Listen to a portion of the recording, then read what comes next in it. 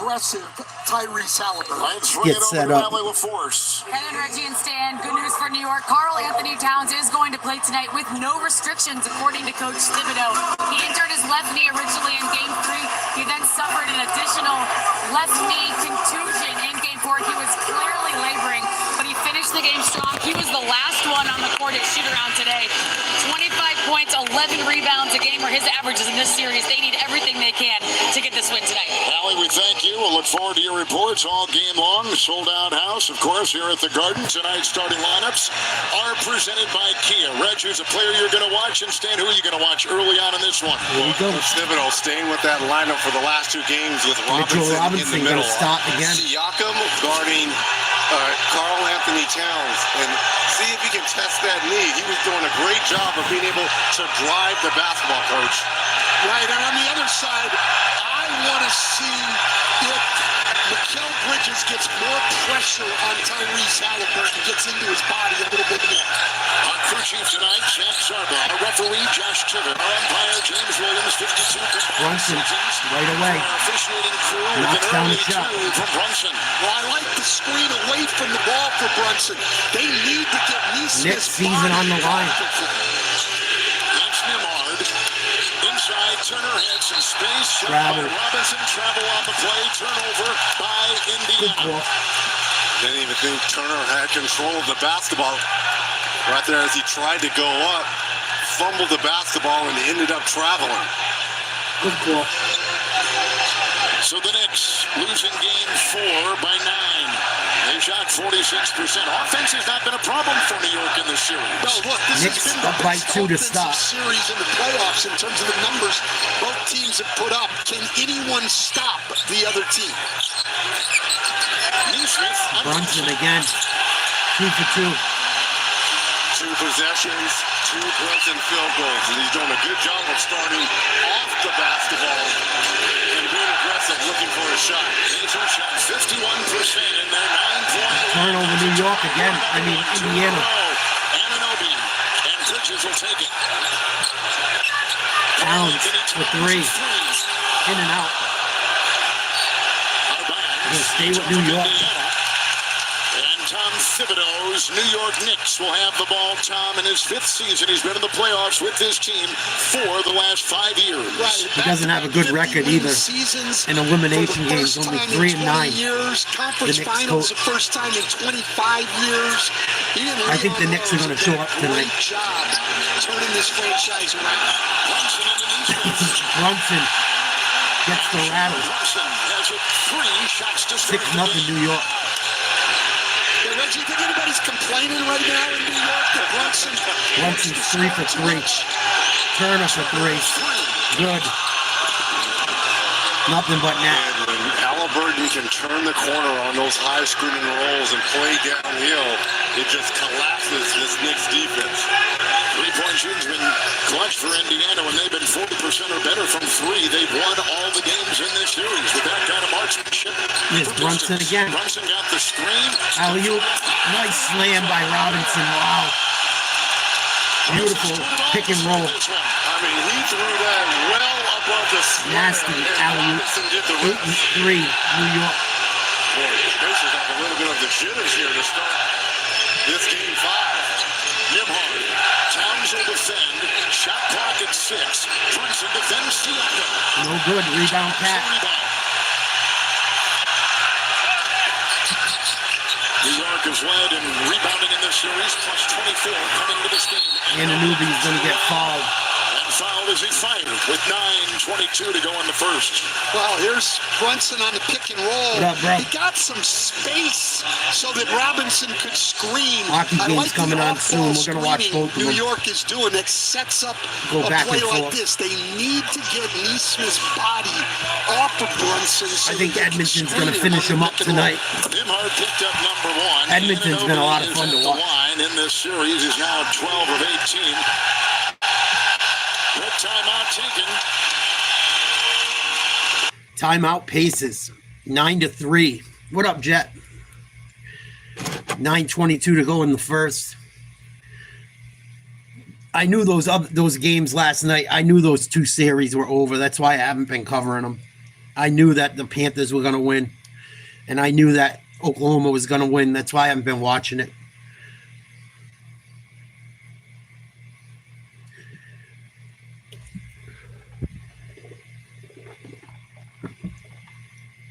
It's good to take a night off here and there, too. Covered so much sports over the last few months. Yeah, me too, Jet. It's a good thing to do that every once in a while. You got to do it every once in a while.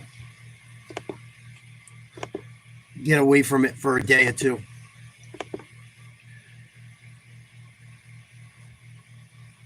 Fucking, it looks like Stefan Diggs for my Patriots. Fucking, yeah. That was pretty funny the other night, hoorah. I wonder if fucking he took care of that dog yet. I'm sure we'll hear from him tonight or the next couple pods, next couple of live streams.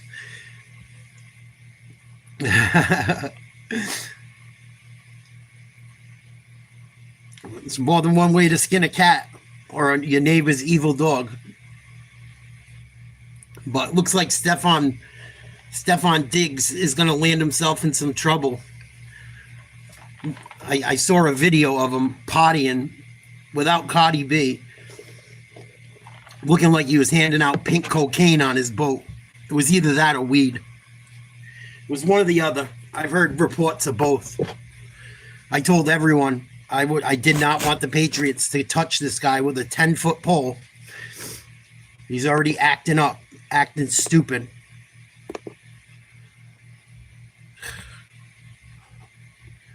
They've been saying the Patriots training camp's been going pretty good too. Their OTAs. They haven't started training camp yet, but they've been practicing a little bit. And they were saying everything had been going fucking great up until that point.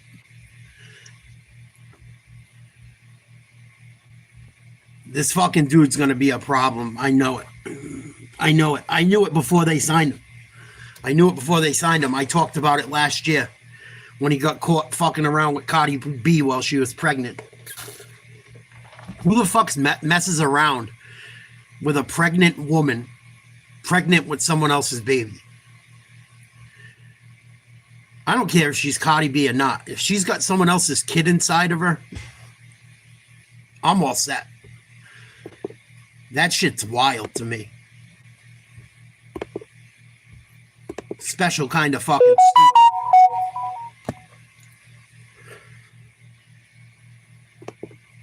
stupid. Yep. Did you see the video, Jet? He's on a yacht with like 30 fucking retards. Partying, smoking, drinking. It looks like he passes some pink cocaine to some girls and shit. Not a good look. Knicks lead 9-3, 9:22 to go in the first. Anunoby shooting free throws. Make it 10-3. Move the ball. We have to get the ball, push it up the floor. He said we're walking the ball up. We have to attack. And guys, you know this team has the most miles ran and the fastest Siakam, nice speed shot. in this entire playoffs. He wants to see that. Then he looked up in the crowd and he said, "We know what this is all about. Don't let it intimidate you. Let's get back to us." And Siakam, Reg, was attacking. Oh, you got to see the video. Attacked him. It looks like he bumped knees. He's a fucking moron. We're calling Anthony Towns. Towns on top. Siakam is there. With an Indiana rebound. Sounding like a weirdo, making the girls call him daddy and shit. Yeah, come see daddy for some more. He said something like that. You run out, come see daddy for some more. I'm a fucking weirdo. New England should have never fucking signed that dude. Never. Jalen Brunson gets fouled again. Might have got his ankle rolled.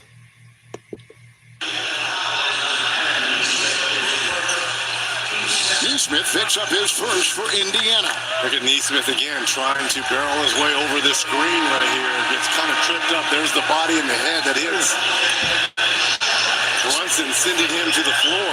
Stan, how have they been defending Brunson? Brunson. And if you think a change should be made, what should that change be? I don't think there should be any change for Indiana. They're not with Neesmith anyway. Into the body and over every screen. There might be some they could go under. Rick Carlisle talked about that before the game, but the bottom line is they want to wear on Jalen Brunson. Here comes Cat. Meow. Turned it over. Series knocked away, deflected by Indiana. Here's Halliburton. Turner again. And Halliburton. He offered one of the greatest games in playoff history for the Pacers. One of the best in NBA history. Takes it inside and kicks it on the wing. On top, Shepard will put up a three. Nice shot. Shepard just inserted into the game for Neesmith. Shot that three in transition of confidence. Now here comes his real job. It's barely. They're trying to say that Travis Hunter is going to be a bust now. I was reading that today as well, Jet, on the internet. Oh, Travis Hunter looks like shit in practice. Like, dude, it's fucking practice. Stop. Stop it. It's fucking practice. Enough.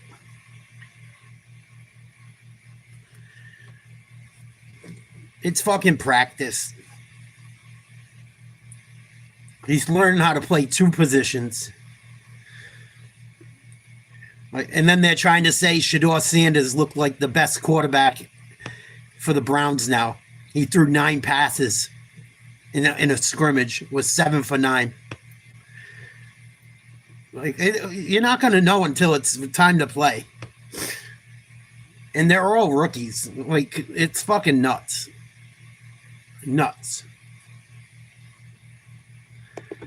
Fantastic in the playoffs here, especially in this series. But getting almost 8 points a game. Oh, he had trouble running a route. Oh my God, it's the end of the world. 30 points on the break. He's gotten out on the wing, gotten the ball ahead, and been able to convert. One of the last times he was in this building in game 2, put up the monster game, 39 points, really fueling that Pacers victory. Yeah, Siakam's had a couple of 30-point games in this series. This is game 5. Anunoby, Bridges, Robinson surrounded. Good D by Indiana. Indiana's on a 6-0 run. That's Bridges. Tough shot, Bridges. And Halliburton quickly the other way. And Siakam again, this time into Bridges. Shine-wheeling and putting up another shot. Oh, in and out. No, rebound Brunson off his hands, and it'll be off of Indiana. New York looks good so far. Look there. He's simply not quite as efficient when he has to turn over that left shoulder as he is when he turns over the right shoulder. Yeah, it's crazy. It's crazy, Jim.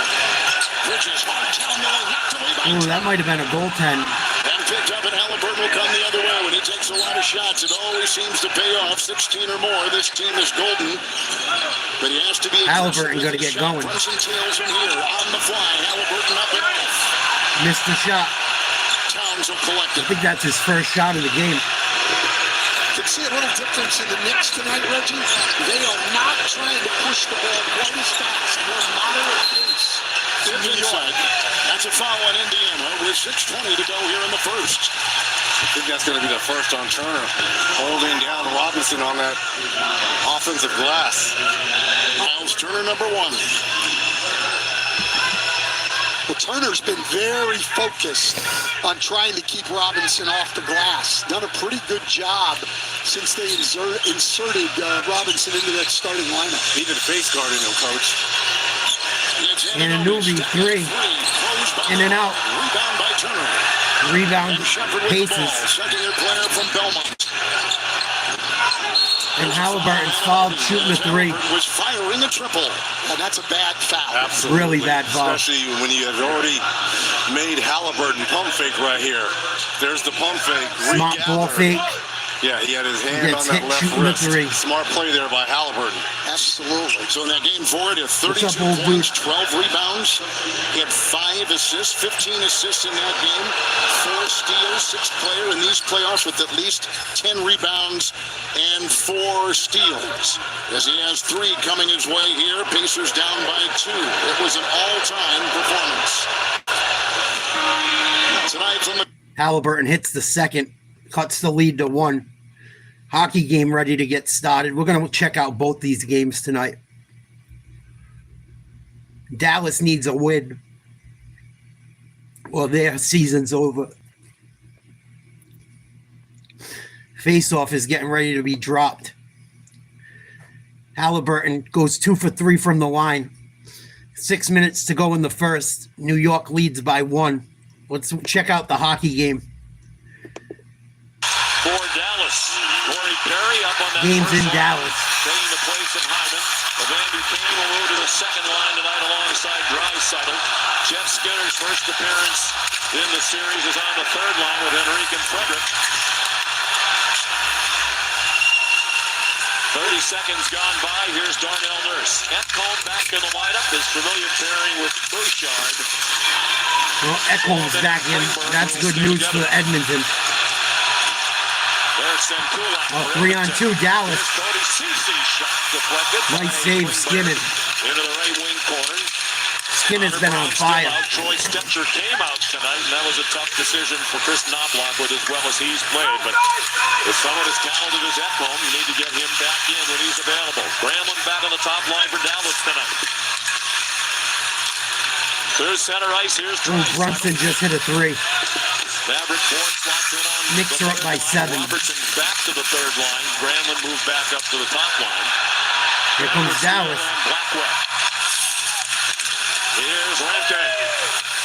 Centers one. Hastings is trying to sneak. Yeah, he's been playing really well. And there are numbers for the Oilers. Here's Draisaitl. Couldn't handle the pass. And Almost had a shutout the other night, too. I think he gave up 1 goal. Don off the scratch for the second game in a row. 20-goal score in the 1 goal in season. the last 3 games, or 2 goals in the last 3 games.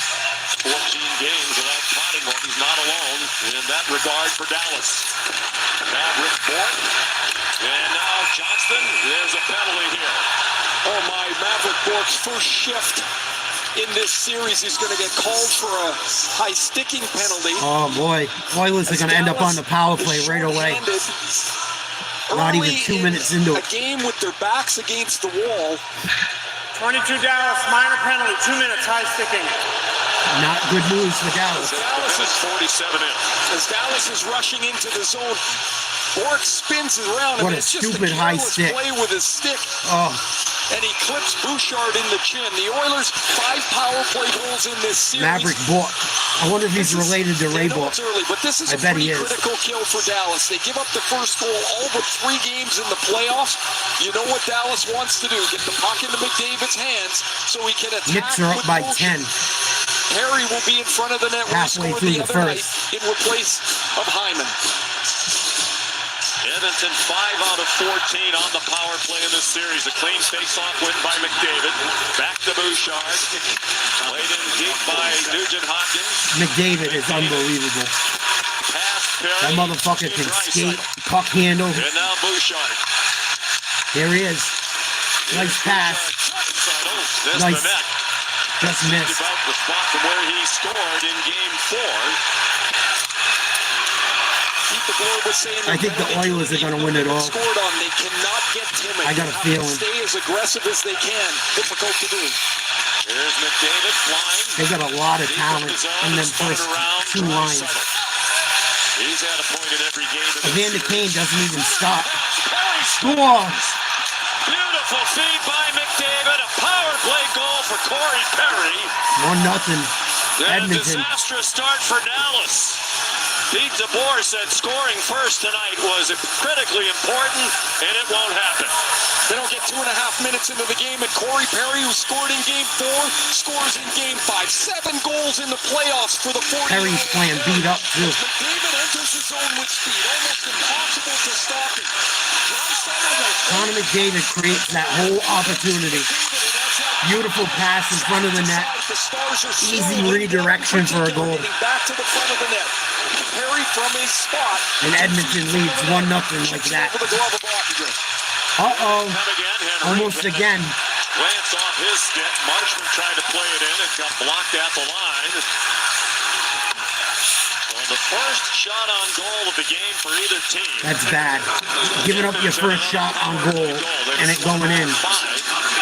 It's not a good fucking thing. Perry, his seventh from McDavid and Draisaitl, who have now had a point in all 5 games in this series. Uh-oh. Here comes Edmonton. Centering pass. Trouble. Didn't get through, and then a centering try for Janmark from Nurse. And he didn't get a stick on it. Klingberg with Edmonton. Early. And that has taken this crowd out of the game very quickly. Ray said Dallas's opponents have scored first in 15 of the 18 games in this postseason. Hard to believe they're where they are. They're minus 13 in goal differential in these playoffs. They just chase the game so much. It's so taxing on you. Big hit by Edmonton in the Dallas end. At least some pressure to try and alleviate the little internal stress that's already been. Dallas can't let Edmonton get up 5 goals in the by a couple more, like a goal or 2 or 3. To win that game. Not tonight. By 3 power play goals in the first 6 minutes of game 1. Yeah, I don't know. I've never seen anyone like McDavid. Scored only 3 goals in this series, 5-on-5. I try to think about that myself, Jet. He's fucking special. Has it back from Draisaitl, a good stick by Lindell.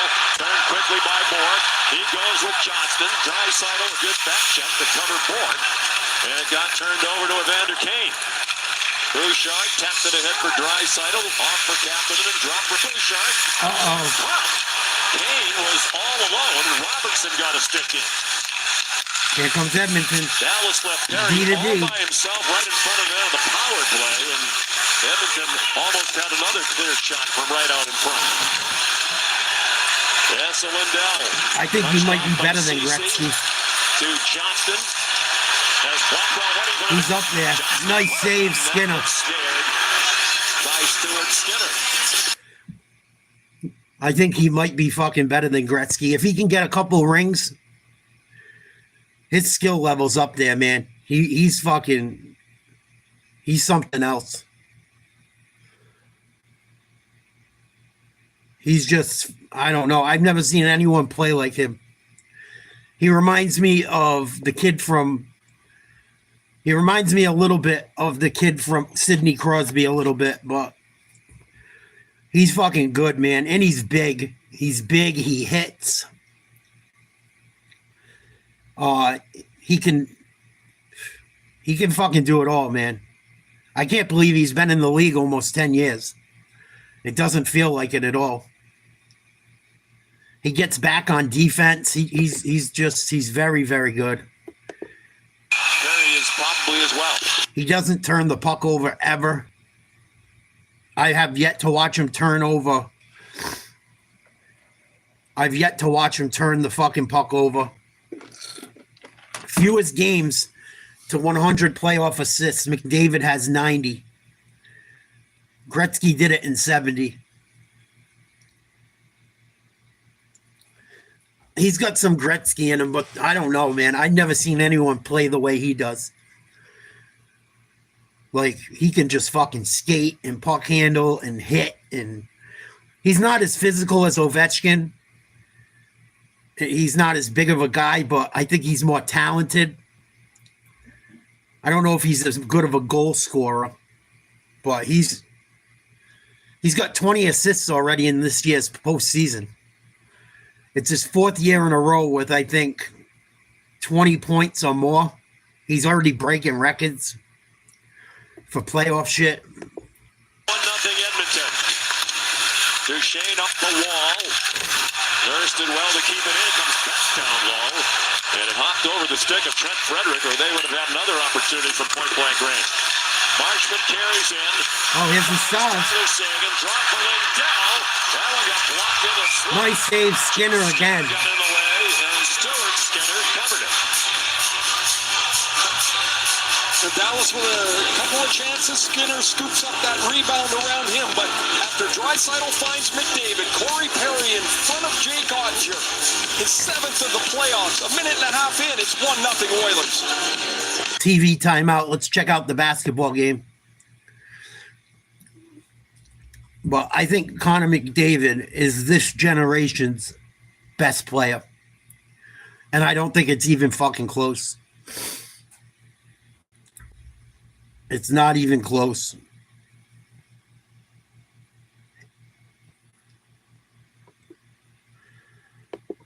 In 4 with 20 points. Best game of the series for him. And also Siakam is back out there. He takes the place at Toppin. Halliburton is on the bench rushing. Knicks lead by 9. In the first quarter. Minute 30 to go in the first.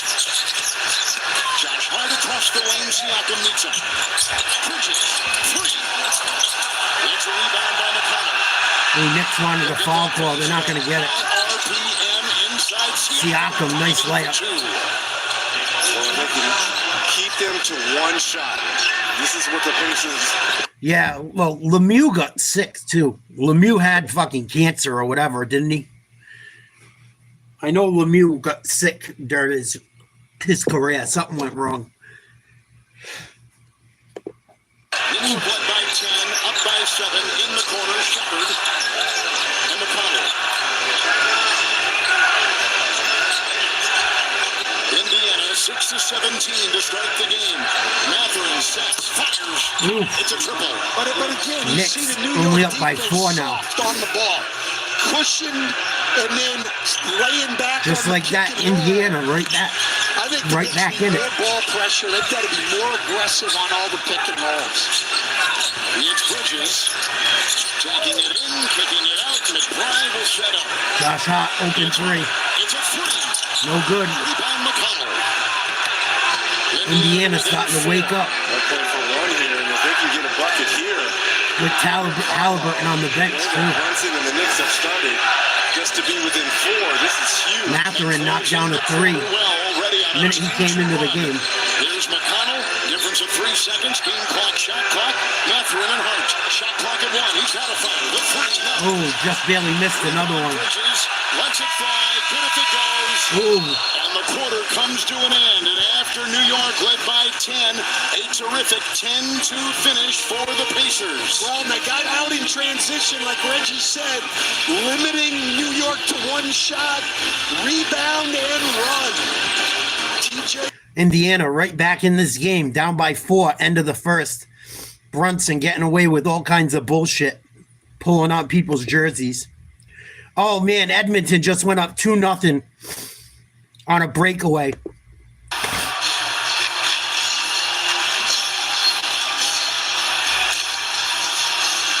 Wow. When we talk about the total team effort for Edmonton, that's his first Janmark of this series.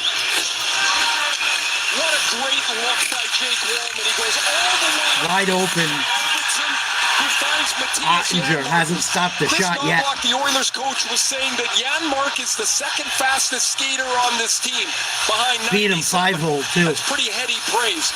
This long pass finds Janmark, who had 2 goals in the regular season. A stunned Dallas bench. Wow, Dallas's crowd looks like they want to puke. Called his guys together. They have to regroup. Dallas burning a timeout already. I think you only get 1 timeout in hockey. It used to be 1 timeout a game. I don't know what it is anymore. He's already using his timeout, talking to these guys. 12:51 into the first.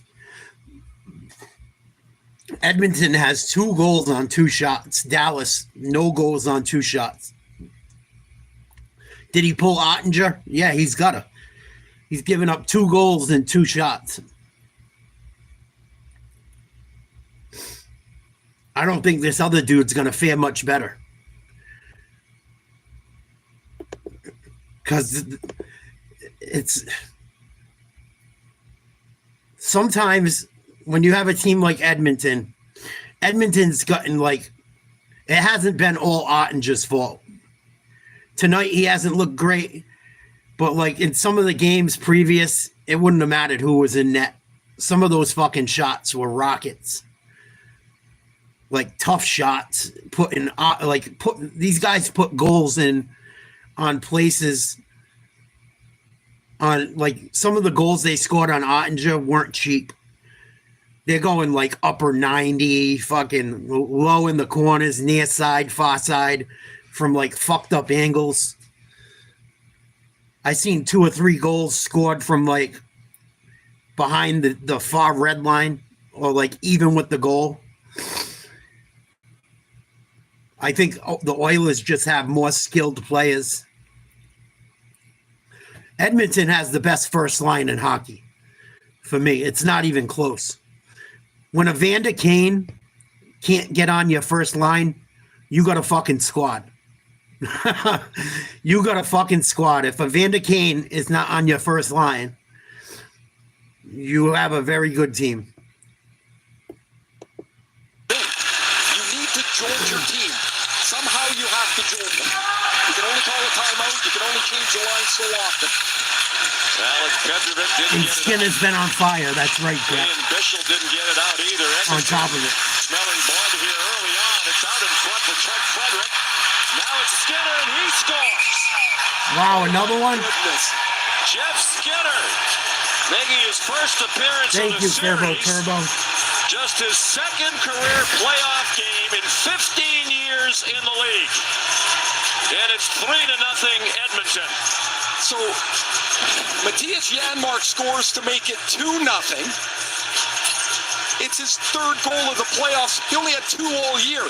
You mentioned in catalog Jeff Skinner's playoff career, which there hasn't been one. He played the first game of the playoffs, had an assist. The Oilers got pumped, and so he's been out of the lineup since then. It's now. Oh, they're going nuts in Edmonton. Believe it in Edmonton. They certainly can't believe it, Sean, here. I mean, this is stunning. They put in the backup goalie, and that is a pretty 3 goals on 3 shots. 3-0. 3 goals in 5 minutes and 36 seconds. Wow. Reviewing the goal, it seems. Jeff Skinner, in his 15th year in the league, first year in Edmonton, he played in 1,078 career regular season. 3-0.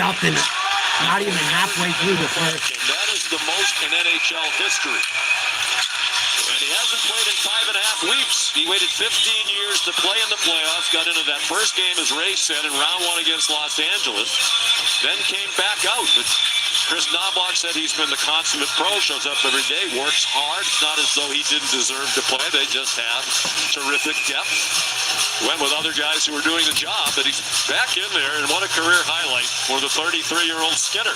Man, he must have thought about this a long time, hey? I mean, you play all those games, you have all these hopes to get into a playoff series. You get here, you play one game, and then you just sit and watch.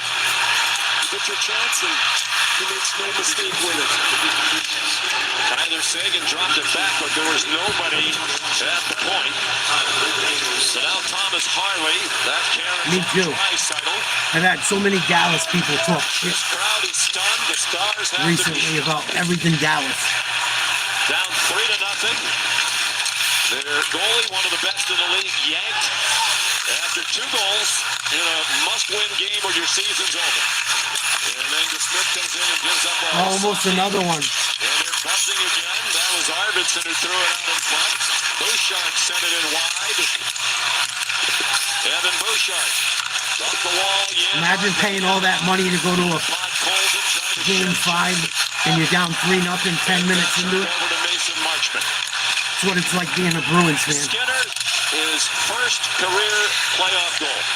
In his second career playoff The game. Bruins used to come back though and shit like this. Long stint with Carolina, when they were basically between stints of being good, and then time with Buffalo, and they were never in the playoffs. 3-0 Edmonton. A little over 11 minutes to go in the first period. Let's check out the basketball game. Knicks up 32-27. Nice play, Obi Toppin. Toppin is not settling for that. Carl Anthony Towns is playing hurt. Twist of ankle or knee. He's Again, limping he everywhere. is acting up for Cat. Indiana's bench has scored 17 of their 29. The Knicks haven't gotten a single point off their bench yet. 32-29, 9:05 to go in the first half. Knicks move the ball on the outside, open 3. No good. Rebound Towns puts it up and in. Towns looked fine on that one. But he's back to limping, coach. Was on defense. Dallas don't even have a quarterback. Corker 3. Man, he is dialed in these last 3 ball games. Dallas don't even got a fucking quarterback. Joe Mitten. Good luck. Siakam, Neesmith, Nimhard have all shot better Dak ain't coming back for a while. playoffs than they At did least as far as I know. Indiana is the #1 3-point shooting team in this postseason. Towns and Siakam. They blitz him. One to fire. It's a three. Oh, McBride, big three. Knocks it in. He's bailed out the Knicks so many times. He killed Boston. Towns is either going to be able to score or drop Siakam's limping. every time. I mean, Siakam's trying to work on Towns. Towns is limping around. He can't even move. And across the lane. Hart with the rebound. That was an obvious foul. Carl Anthony Towns isn't right. Extended his arm and pushed him. Josh Hart on the break off Nice the play Knicks. by Hart. As good a coast-to-coast player as there is in the league, and that's when New York's at their best. And you'd like in to see more of that, transition. am I correct? I would. Yeah. I don't think Hart's been as aggressive as normal in transition. I mean, Towns just gets away with a push there, but this is Josh Hart at his best. Mathurin picked up his first foul for Indiana. But what did Coach Carlisle say about Hart? He kind of likens his game once he can get that rebound like Giannis, playing downhill, going coast to coast. Josh Hart will be at the line. He was 5 of 6 from the stripe in game 4. And for this series, he's been terrific. 14 of 16 Another from save the for line Skinner. for Josh Hart. Still 3-0. We Edmonton. talk about the non-Brunson minutes already in only 4 minutes and 6 seconds. A +3 for the Knicks, now +4. Knicks up by 8. For the Knicks. Indiana won the first 2 7:50 games of this to go in the series. second. Overtime by 3 in game 1, by 5 in game 2. Mathurin. Good D there by Hart. Stolen almost. And Siakam picks it up. And Gonna be a foul on Anunoby. As Anunoby is kind of cattywampus as he tries to get up and picks up his second personal. There was a deflection, and OG thought he had a straight line drive on it. There's the contact down low to the leg area of Siakam. But if you're the Knicks, Tom Thibodeau, you have to like the ball pressure. This unit... Mathurin, nice take. Missed the shot. Here comes New York. This is the most pressure Towns. the Knicks can put on you defensively. Drives left. Should have been a foul call. Towns got mugged. He's got 5 already. Smith on the wing, Siakam on top. Siakam. No good. Rebound Towns. The ball, and Hart will be in control. As long as Indiana's within 10 points Be a switch right there. going into the fourth, they should be fine. Turner is there, knocking it away, sliding at it, flashing. Out of bounds. It's off of New York. With 6:56 to go in the first half on TNT. 40-32 New York. Timeout. I think New York's running out of gas. I think New York, it took all New York had to get by Boston. I think Boston took a lot out of that Knicks team. And I think the Pacers have also taken a bit out of them as well. You look at the blown lead after playing the Celtics. 6 games it took. They blow a 30-point lead. They lose again at home. They win on the road. They get beat up the other night. Halliburton goes off on a career night. And the thing that's scary for New York, another stat I noticed, they're negative 18 with Brunson in the game throughout the series. They're in the plus without Brunson on the floor. How the fuck are you supposed to win? Same thing with Towns as well. I think the Knicks, they might pull it off tonight, but I think they're in trouble. Let's check out the hockey game while the Knicks game's at timeout. Edmonton leads 3-0, 8:30 to go in the first period. Hello, Lisa. Oh, Robinson scores a goal.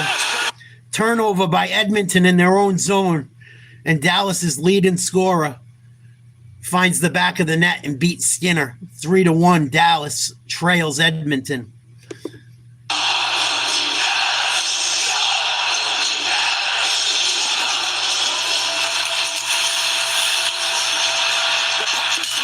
Oh, off the post. Nice shot. Has had a tremendous playoff, but when he turns it over to the forechecking Wyatt Johnston, Beat him stick side. it comes on the suddenly hot Jason Robertson stick. Goals in 3 straight games. Robertson, who can really release the puck, a deceptive quick release, and he's brought some life here in Dallas. It's 3-1. 3 straight games. Yeah, I haven't had a single Knicks fan talk any shit or Dallas fan talk any shit in a while. They all seem to have disappeared. Long way to go in this one. Only 12 minutes gone by in the first period. That's off the skater. As usual. Into the deep corner, retrieved by Jake Wallman. He turned it over to Tyler Johnston. His shot. Missed the left post. Well, that goal woke Dallas up for sure. They look much better right now. And it's cleared out by Henrique, past Harley, covered by Heiskanen. Robertson, his third from Wyatt Johnston. His first point in 8 games for Wyatt Johnston, with 71 points in the regular season, including 33 goals. Johnston came Gonna be into offsides on Dallas. minus 18 in the playoffs. That would be the worst all time in a playoff year if that stood. Plenty of time for Kulak to Well, this game might not be over yet. We'll check back in a few minutes. Indiana trailing New York. About halfway through the second. 40-32. Indiana with the ball, down by 8. In Oklahoma, can the Knicks buck the trend? I was going to say, so you say there's a chance. Always a Nice chance. shot. Nice shot. Nembhard knocks it Nembhard. in. So Indiana Cuts has the lead to gotten 6. 17 points from their starters and 17 points from their bench so far. Well, that's who the Pacers are, right? They play 9-10 deep, and they rest a lot of their starters to be fresh in the Halliburton's second back in. half. Anunoby back in. 2 fouls to the right. And picked up by Wright. Out to Schmidt. Damn it, big Given 3. Good minutes since Stibbs has gone to New York minute. back up 9. Few big threes in Indiana. None bigger than that right there. Third 3 and 5 shots in this series. That's what he's really done. He and Wright, they've gotten up into the ball and changed the aggression defensively on this Knicks team. Wow, Nembhard just got mugged. No foul call. Rebound Towns. And it looks like there's a penalty on Dallas. Edmonton's going to go on another power play. Let's check it out. Up 3-1. Across it comes, Draisaitl whiffed on it. And it's cleared out by Lindell. Blackwell trying to chase it down short-handed. Crowd didn't like the call. They thought it was an acting job by Evander Kane. And they're Dallas still doing a good job back killing this in the penalty. game after the Robertson goal.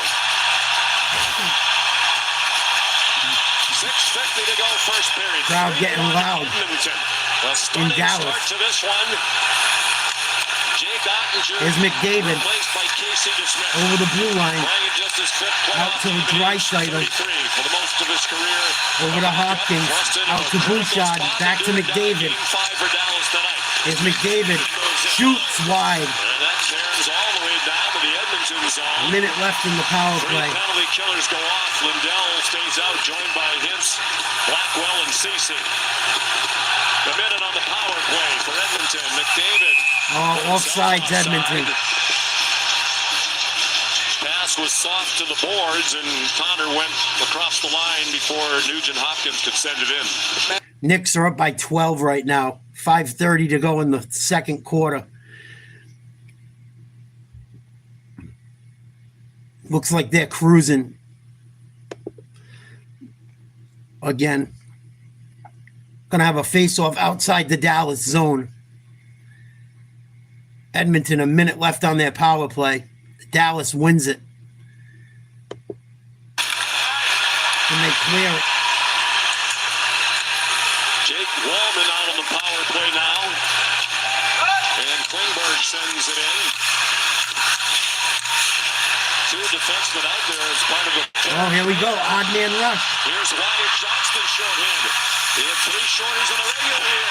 Oh, nice save, Skinner. Magnificent save by Dallas almost scored a shorthanded This goal. place would have erupted had that gone in, and it very nearly did. A tremendous save by Stuart Skinner. That goal woke Dallas up. Score shorthanded. Granlund was jousting with Kane. The crowd like that. Skinner to Wallman. Wallman Over to Kane. for Kane.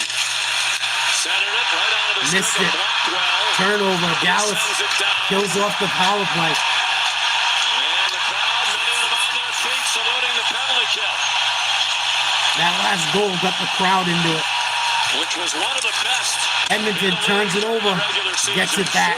Luckily. And they've been terrific in the playoffs until this series with Edmonton. Uh-oh. Here's Draisaitl with Trent Frederick heading to the Draisaitl's nasty, too. Draisaitl dumps it back for Kulak. A tip. Ooh. Kapanen stopped by DeSmith. Former teammates with Pittsburgh. Sorry, Ray. There's another guy, like you mentioned earlier, with Perry. Dallas with numbers. Wide open in front of the Dallas net.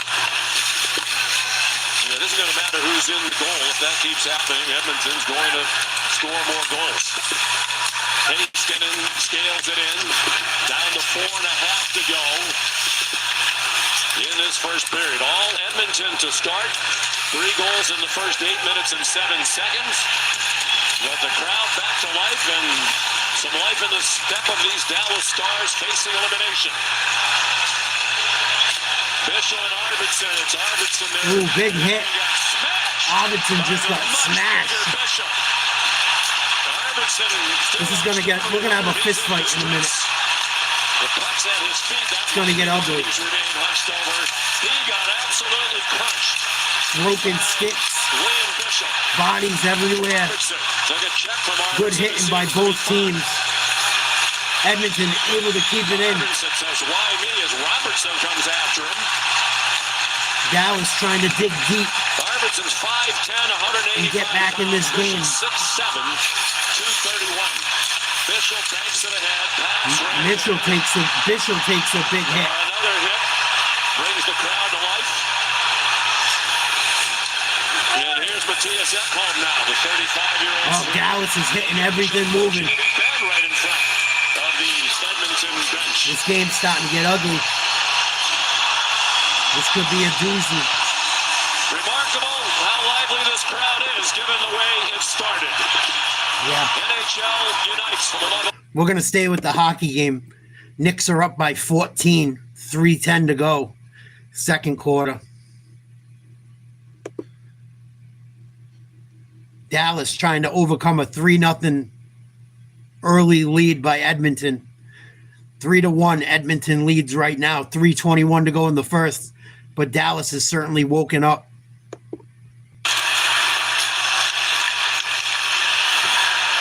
It's a 14-11 for Edmonton. Dude from Edmonton just fell on his face for no reason. Uh-oh. Nugent Hopkins tried to feed McDavid, but he ran into a couple of defenders. Dallas got lucky there. And now it's a good turn by Klingberg for Nugent Hopkins. With 9 points in the series, leading all scores, multiple points in all 4. Rantanen in, some skating room for Lindell. Trying to get it back for Rantanen. He had trouble with the aerial pass, and it's taken away by Kulak. Turned back over to Granlund. He gets taken down. He put his arm up in the air as if he... Nope, they're not going to call a penalty. They want one. To get that call. Ceci banged it around the boards for Granlund. Here's 3 on 3. Ahead for Rope Hintz. Another mired in a slump. He ran into Wes McCauley. Fucking ref got in the way. Level of these fans. Nice save, Skinner. Skated out by Jeff Skinner. Lindell back on it as we get out to 2 minutes to go in a wild first period. All kinds of developments and momentum swings. And an icing call against Dallas. Dallas crowd's getting hostile. after Jason Robertson made it 2-1. Thomas Harley, shorthanded, walks into this. That's a great save by Stuart Skinner. He flashes the right pad out. The hit by Bischel as he annihilates the much smaller Arvidsson on the end boards.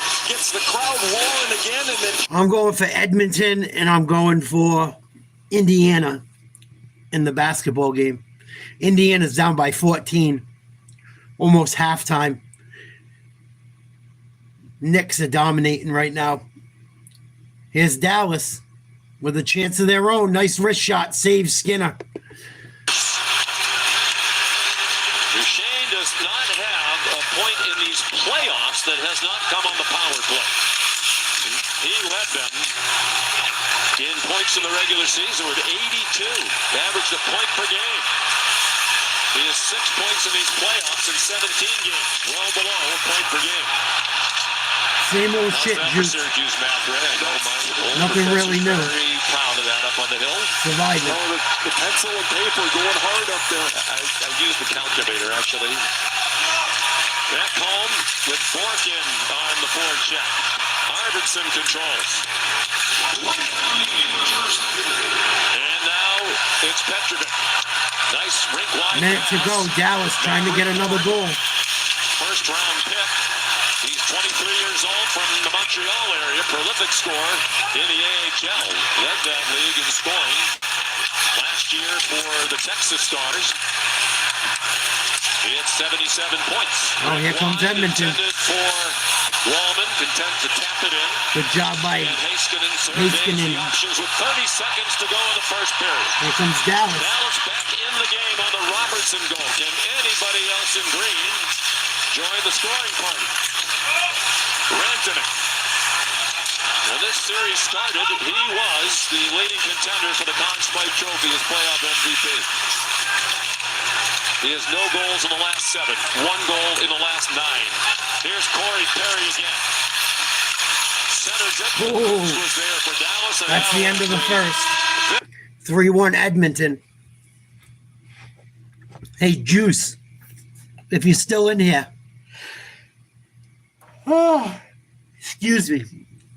Did you see they started a fucking petition to make John Jones fight Aspinall? I heard there's a petition out there with 100,000 signatures. People mad that they should strip John Jones of his belt. He needs to fight Tom Aspinall now. Tom Aspinall, the guy that's fought 2 good fighters his entire career. Knicks up by 12, 2:40 to go in the first half. Bridges air ball, saved by the Pacers. Here comes Indiana. And the Pacers on the run. The long strides of Siakam taking into the paint. The foul. Upcoming playoff schedule, 8 o'clock Eastern. If there is a Game 6 necessary in this series, we'll be back in Indianapolis. Knicks and Pacers. And June 5th on ABC, the NBA Finals begin with the Western Conference champion Thunder against either one of these 2 teams. And both have not been to the Finals. Indiana's not been since 2000. Reg, you know about that. And Knicks haven't been to the NBA Finals since 1999. But the winner of this series will make a trip.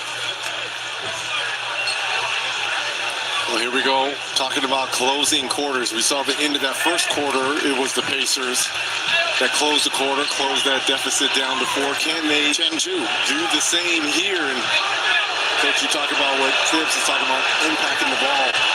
We just saw Josh Hart, another flying in for one of those offensive rebounds. That's why he's on the floor there. Not only impacting the ball defensively, but those offensive rebounds as well. Clemson hard charging. Anunoby on the wing. Takes it in. Hits the collision. But got to go on his miss. That's the second time Anunoby's driven it hard, gotten his own miss back because the defender bounces off of him and he gets that quick second jump. About Jarris Walker on the floor here for the Pacers. Hasn't even seen time in this series. Now Burton kicks it. Walker in the corner with a 3, and he buries his triple. We'll give him credit. He was a 40% three-point shooter in the regular season. Played 66 minutes in the Milwaukee series, only 30 in the second round, and he makes his first appearance tonight and makes an impact. Indiana quickly the other way. Thrown away. Nembhard the turnover. Number 6. Now over the other way. Lost control. Back to Indiana. Down court Mathurin. Sets up. And he'll put up a 3. Ring it up for Bennett Mathurin. Huge for the Pacers here. Closing moments of this second quarter here. Well, Mathurin had not made a 3 in the first 4 games of this series. That's He's made 2 2 tonight.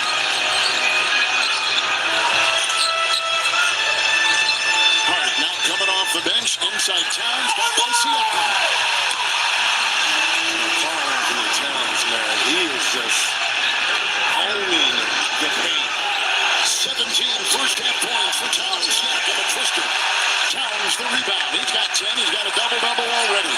It's the bunny right there. Well, I'll tell you what, though. People think I'm crazy and it's too detailed. He's now 0 for 3. Yeah, that's what I heard too, His Jack. left shoulder. Bridges.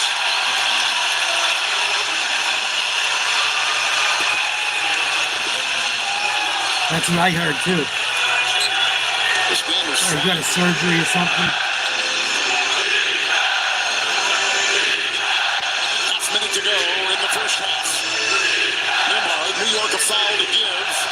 Walker sets. He'll put up a 3. No good. Rebound New York. Knicks are going to get the last shot. Up by 11.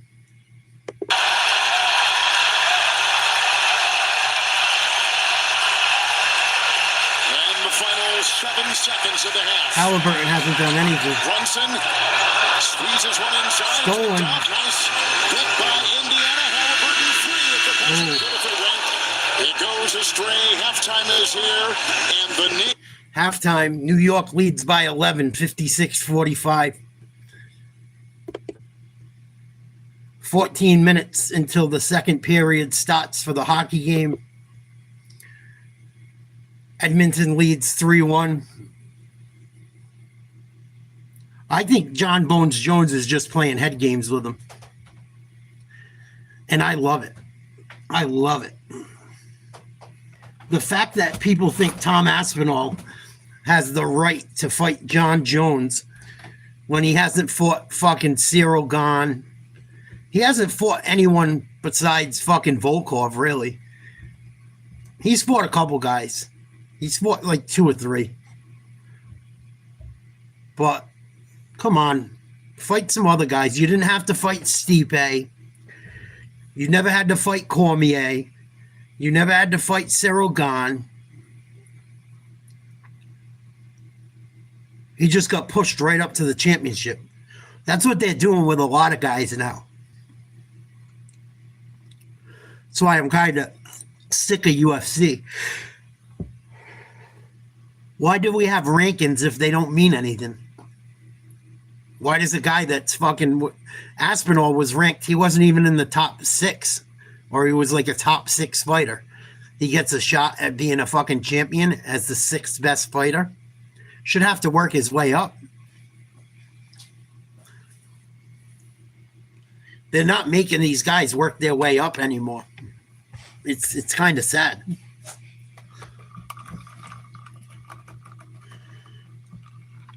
Jack Magdalena, he's fought some guys, but he shouldn't have got a title shot right away. They should have made him fight at least one guy before that.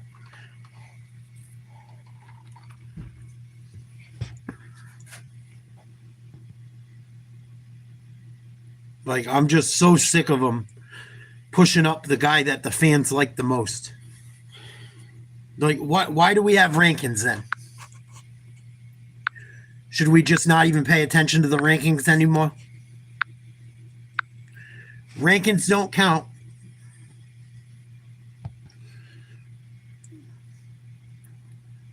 I don't get it. I'm not a fan of it. And I love what John Jones is doing. John Jones is in Tom Aspinall's head so fucking bad. And it's obvious. It's obvious because it's all Tom Aspinall talks about. Tom Aspinall could keep on fighting and sharpening his craft. But he'd rather wait around for Jones instead of beating up some guys Jones is for. If I was Aspinall, I'd keep fighting and shut my fucking mouth. I don't get why he can't just keep fighting and then eventually there'll be no one else left. If I was Aspinall, I'd say, I want to fight Gone. Jones ain't going to fight me. Give me someone at the top. Let me knock off a few of these guys below him. And then there'll be nothing. Then I could say nothing. Then I would say Tom Aspinall deserves a shot. Well, he's just going to sit there and bellyache and bitch and moan. John Jones is laughing about it. Trust me, John Jones knows what he's doing. He's playing head games with him. He's definitely playing head games with him.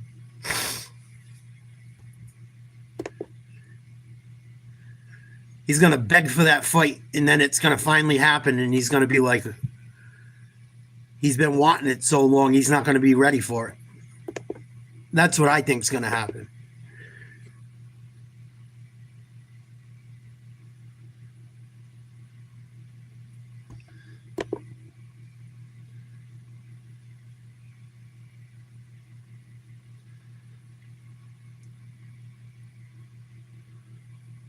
Dallas making a goalie change. So this has been New York start to finish at this point for the first 24. Nice adjustment by Coach Thibodeau.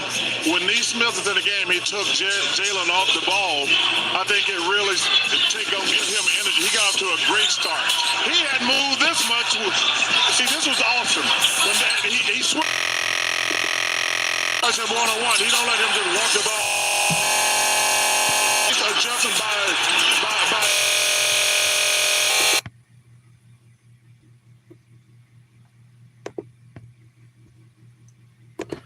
I don't understand. Like Shaq, you were a great player, and I feel like I was a great player. I never told other guys not to take shots. I wonder why they're so much more aggressive when he's not in the game. They can be aggressive when he's in the game. He should be closing, but they are so unaggressive when he's in the game. It drives me crazy. Let's hit the American Express teammates. Then we're going to get back to Shaq in 2 seconds. So here's what's going on for New York tonight. Karl Anthony Towns, questionable for this game with a left knee contusion. No question he's been outstanding in the first half. 7 out of 11 from the floor. Brunson's got 14. All of those came in the first quarter. And the Knicks bench with 11 points in the first half. Can we go to Cat? Yes, let's go to Cat. That's your questionable coming in, and then he's answered the bell. So me and Chuck love when he plays inside. So all the big guys out there that shoot jumpers, it's okay to shoot jumpers, and make sure you master the higher percentage points right here. It's like little people jump up right there, playing aggressive early. Listen. Knicks look good, though, in the first half. 7:40 until the second period of the hockey game starts. I wonder if the paces are... I wonder who matches up with the Thunder better. The paces of the Knicks. I almost wish... I think the Knicks probably would have a better shot at beating them.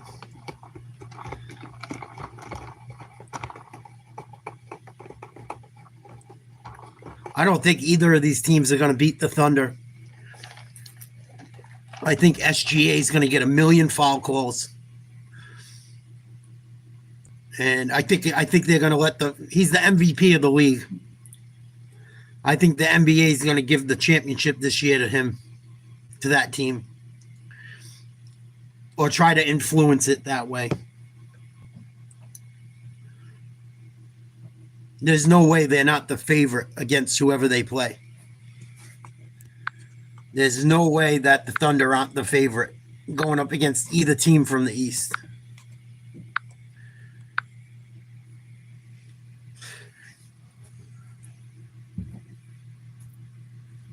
They got a young core. The Thunder could be very good for a long time. They're like ahead of schedule. don't know how long they'll be able to keep those guys together. Eventually, it's going to get too expensive. But they're probably good for at least the next year or two.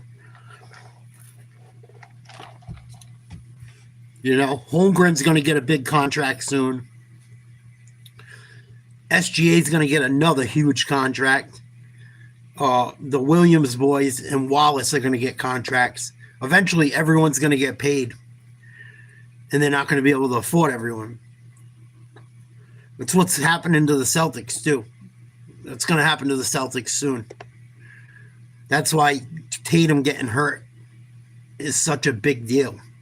Yeah, it's a big deal no matter what, but it makes it even worse. Because they're not going to be able to continue to afford everyone.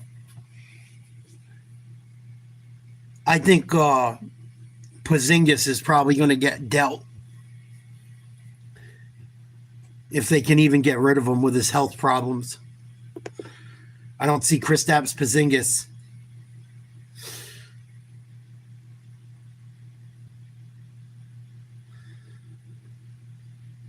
Yeah, me too, Jet.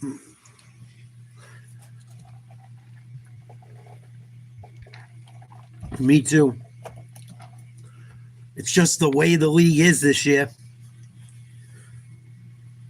They got a guy that gets to the free throw line nonstop, that scores a ton of points. They can shoot the three. They got two big men that defend fairly well. It's just their year, I think. I think it's going to be their year. If they lose this year, they should be ashamed. Because they've gotten a lot of fucking help. I think they've gotten a lot of help. Yeah. Yeah, if you go back to the Supersonic days, they have championships.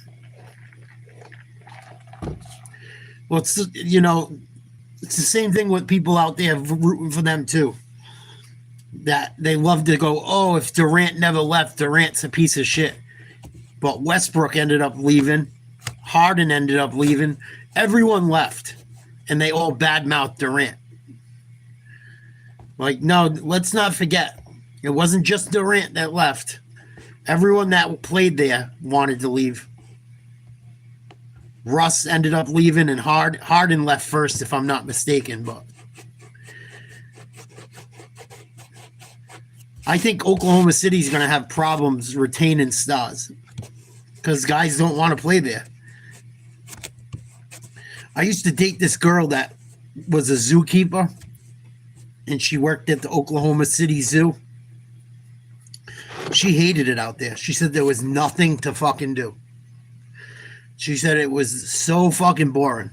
Like, she just didn't like being out there.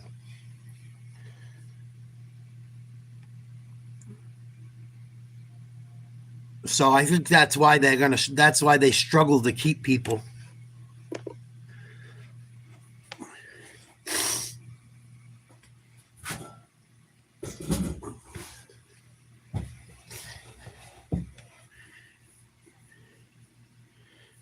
And I can't believe the Seattle Supersonics had, I don't know. I think they said they had like money problems. That's why they moved the team.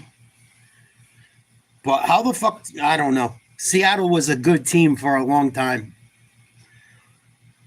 They always had good crowds. Even when they had Ray Allen and shit after Peyton and Kemp left, they were still all right. They had, what's his name, Rashad Lewis. They had another guy that could play, Desmond Mason. They just struggled because that Western Conference was so strong. But I don't understand why they ever left. I probably never will.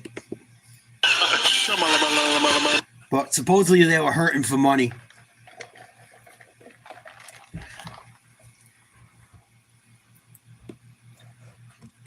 Oh, gambling demon, come out! Not funny. Funny, not funny. I guess Caitlin Clark got hurt. I saw that the other day. I saw that piece of shit Brittany Griner talking horrible about her too. Brittany Griner's a fucking nutcase.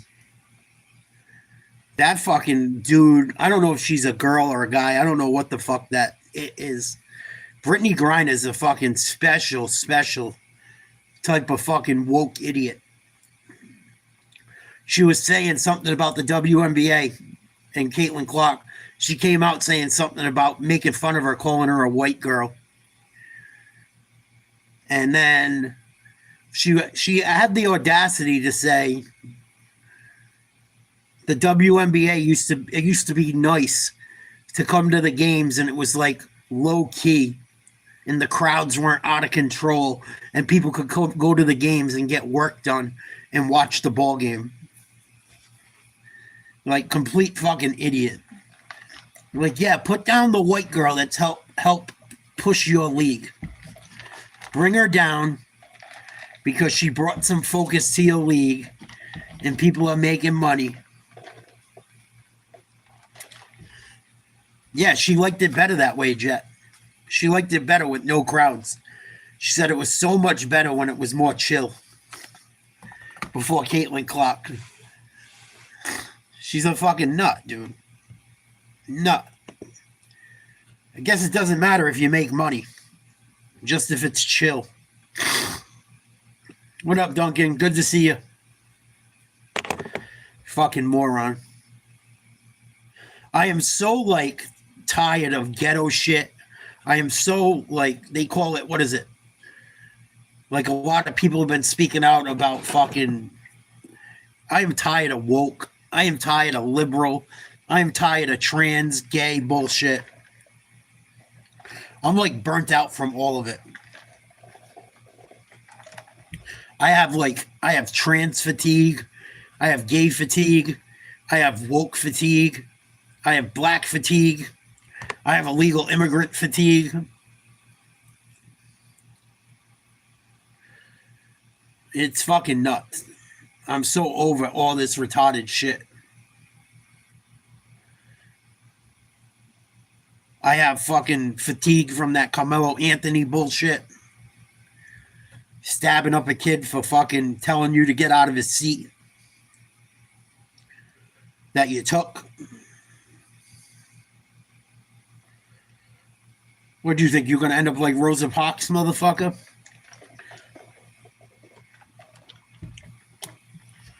Fucking LGBTQ fatigue like a motherfucker. Black fatigue, woke fatigue. I got all that shit. So sick of scumbags and overprivileged assholes. I got Diddy fatigue. I'm so sick of hearing about all of it.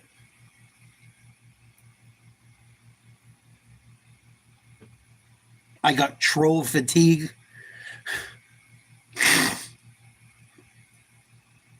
That's why I haven't been streaming as much. 3-1 Edmonton. 18 minutes to go in the second period. Let's check it out. Tonight, that was the one that sent Ottinger out of the Dallas net. After the second goal, it's 7-0 now. Here's Fagan right down the middle. Penalty coming here against Edmonton. Marchman's centering pass intercepted. And here comes a hooking call against the Oilers. Yeah, Brett Kulak turned the puck over that led to the Robertson goal. He's turned the puck over again here. 27 Edmonton's got a -4 hook. As Kulak ends up with a hooking penalty, as Sagan all of a sudden finds himself dead center. Power play for Dallas. About 3 minutes, 2 minutes into the second period. Dallas, their first power play after 2 first-period Edmonton power plays.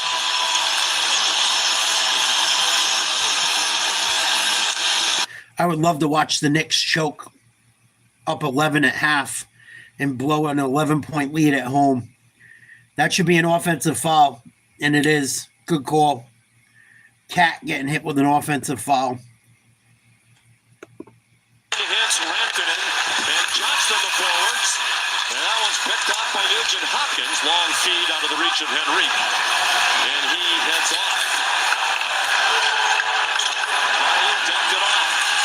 Johnston.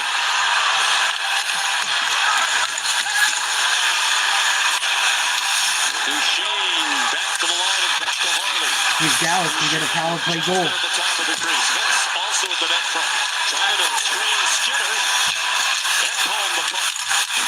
Landon and Stockton. A minute 8 on the Dallas power play. And that's off the stick of Harley and out.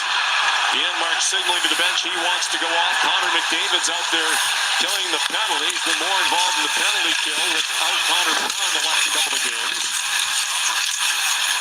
Pete DeBoer said he wasn't sure if that was a good thing or a bad thing. Brown's an excellent penalty killer, but obviously he's plus 18 tonight. So dangerous in all believe it or not. Marchment down to 35 on the power play. And some new skaters out for Pete DeBoer. Second power play unit with Heiskanen up top. Here's Granlund. Dallas needs a goal here bad. He surveyed the defense. 20 seconds on the power play. Podkolzin got a stick in on Granlund, who's been a little indecisive with the puck. Here, the late stages of the power play. Marchment got it free. Robertson back to the point, but Heiskanen wasn't along the wall. All 3 shot attempts on this power play for Dallas have been blocked. Marchment goes down. Crowd wanted a call. The power play is over. Kulak's out of the box with just more than 4 minutes played in the second period. And Edmonton leading 3-1. Edmonton back to full strength. 305 career starts, regular season and playoffs. The 709 tonight, the shortest stint of his career. Time for some numbers powered by the SAP Coaching Insights app.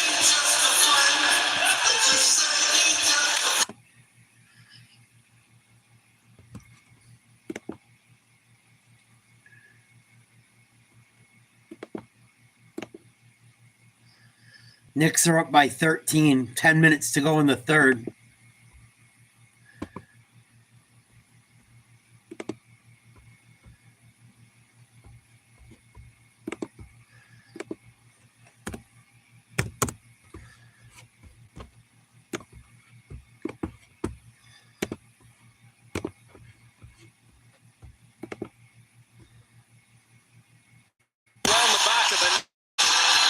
Smith is committed on the initial rush when Kane gets in. You see him get along here. The Smith down and Lindell hooked out, gets all the way across. As Kane tries to wrap this, it goes off of Lindell and gets underneath the Smith. We'll get a good look at it here. Wow. My goodness, it hits his back leg. A fortunate stop for Smith as he's just diving back in desperation.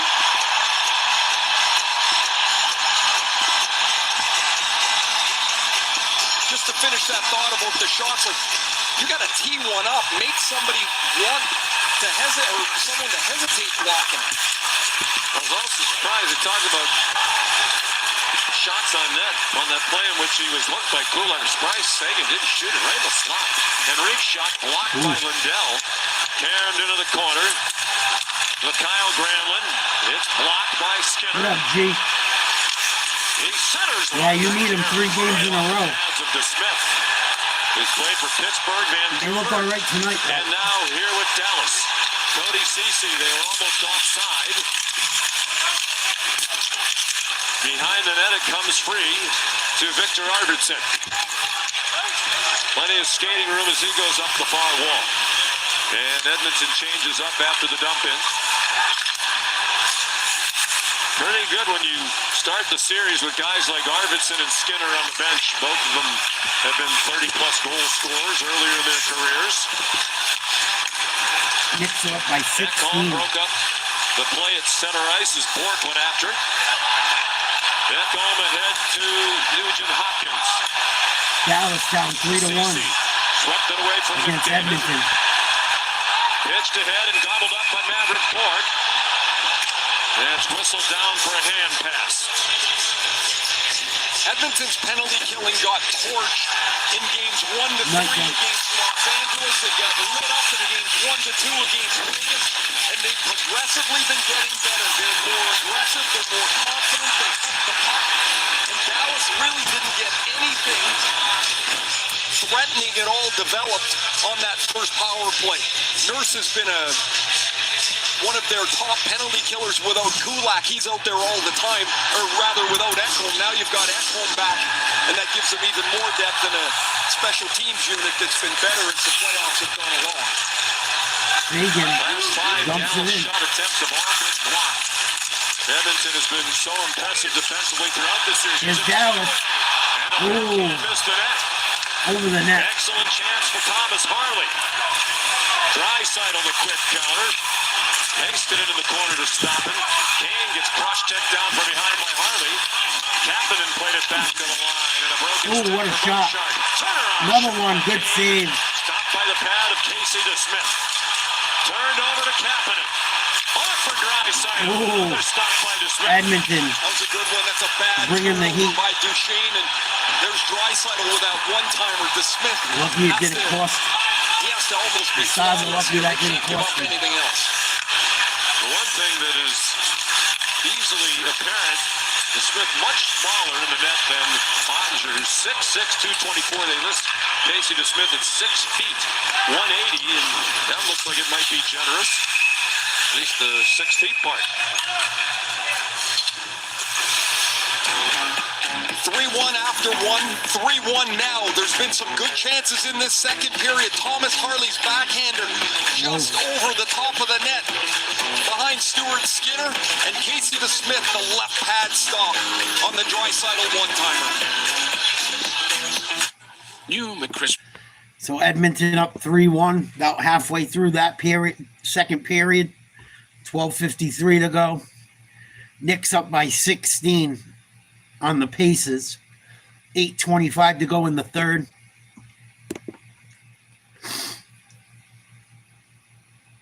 Knicks putting up a fight.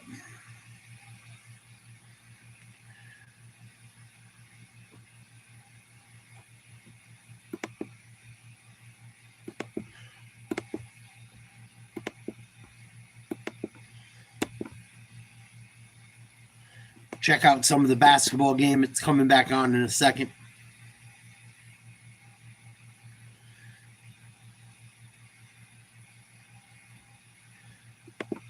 Join the U.S. team next week for matches against Turkey and Switzerland. I'm looking at the second chance points for the Knicks.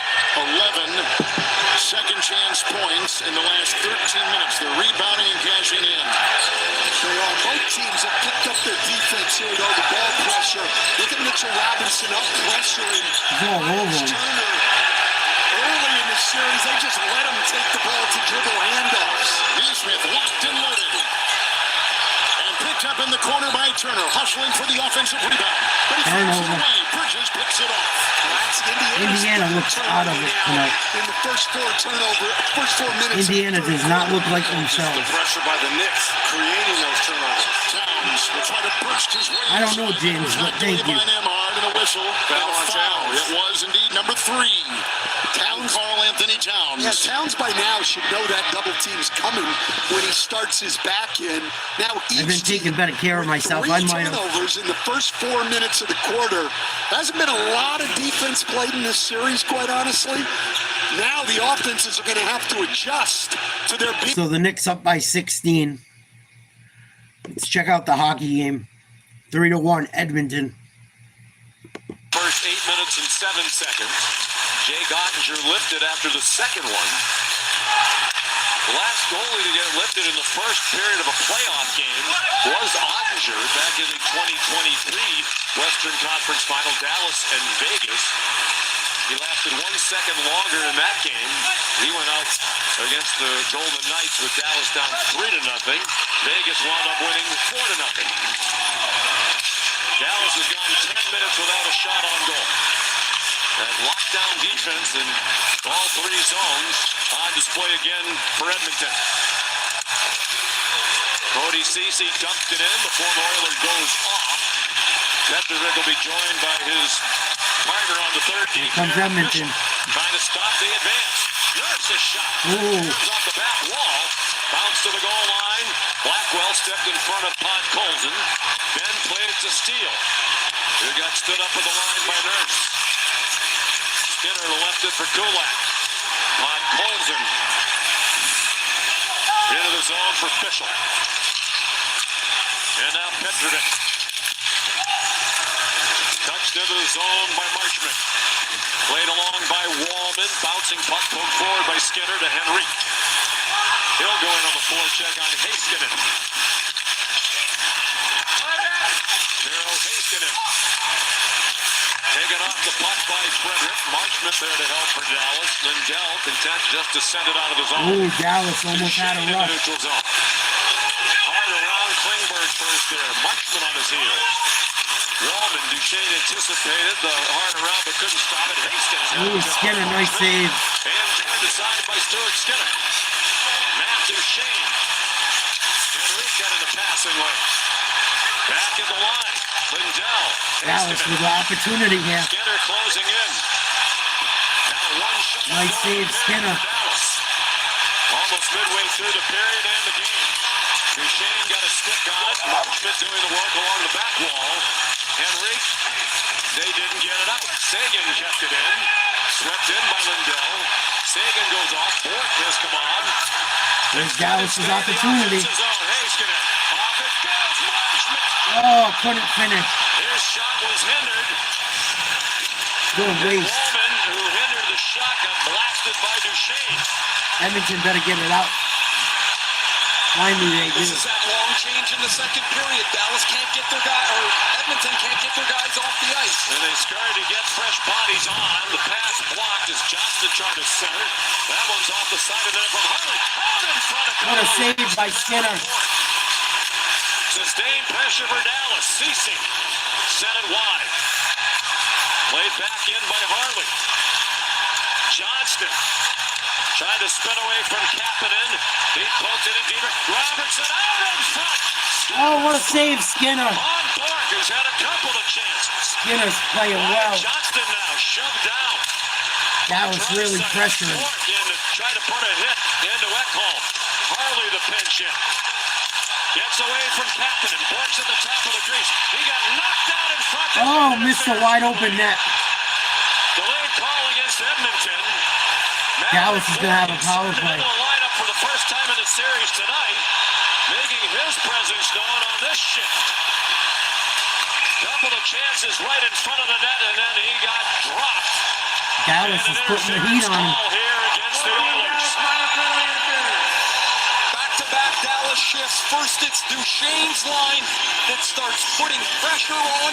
Duchesne's got Mason Marchment. He whiffs on the one-timer with a wide-open net. Then Wyatt Johnston gets onto the ice with his line. Bork gets one chance and then gets buried by Ekholm. The Stars will go on the power play again.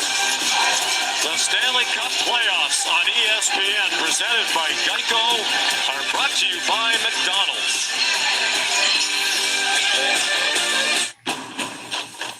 Stars waking up. Are our greatest opportunity. Got a big power play opportunity here. Knicks are up by 18. 6:32 to go in the third. Excuse me.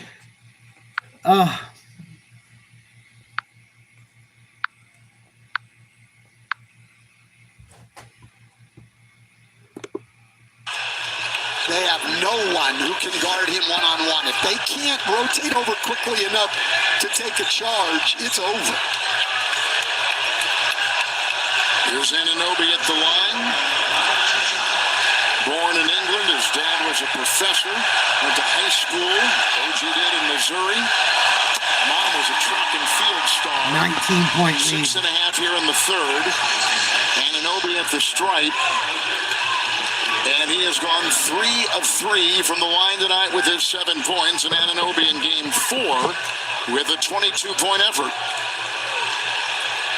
Shepard has checked in for the Pacers. 20-point lead for the Knicks.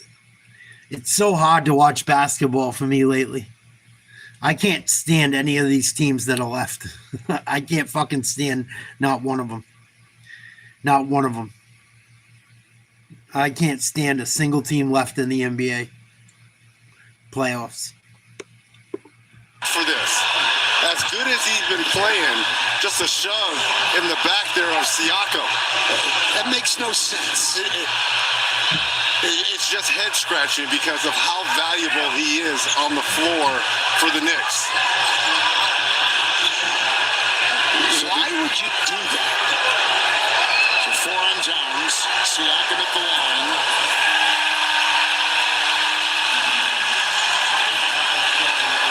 Indiana in the first round beat Milwaukee in 5, and in the second round they beat Cleveland, the #1 seed, in 5. Earn badges to win prizes with the NBA ID Playoffs Challenge. Members in the U.S. Yeah, and they don't Canada look like they're into who it complete tonight. the challenge get the At chance all. for a trip to the NBA draft. Play it now in the NBA app or on NBA. But they've overcome big leads. /ID. You never know. And that's just a huge foul. But they don't look into it at all. But they've been dominating with Towns on the floor. Indiana's actually outscored New York tonight with Towns on the bench. Let's go back to the hockey game. Knicks are up by 19 or 18.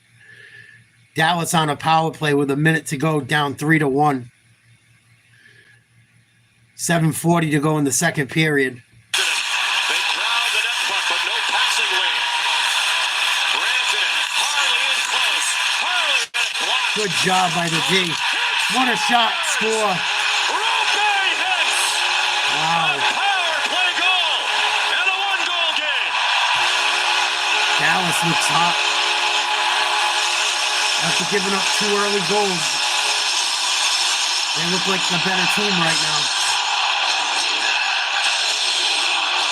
Rupe hits his 6th of the playoffs. His 4th on the power play. His first points of this series.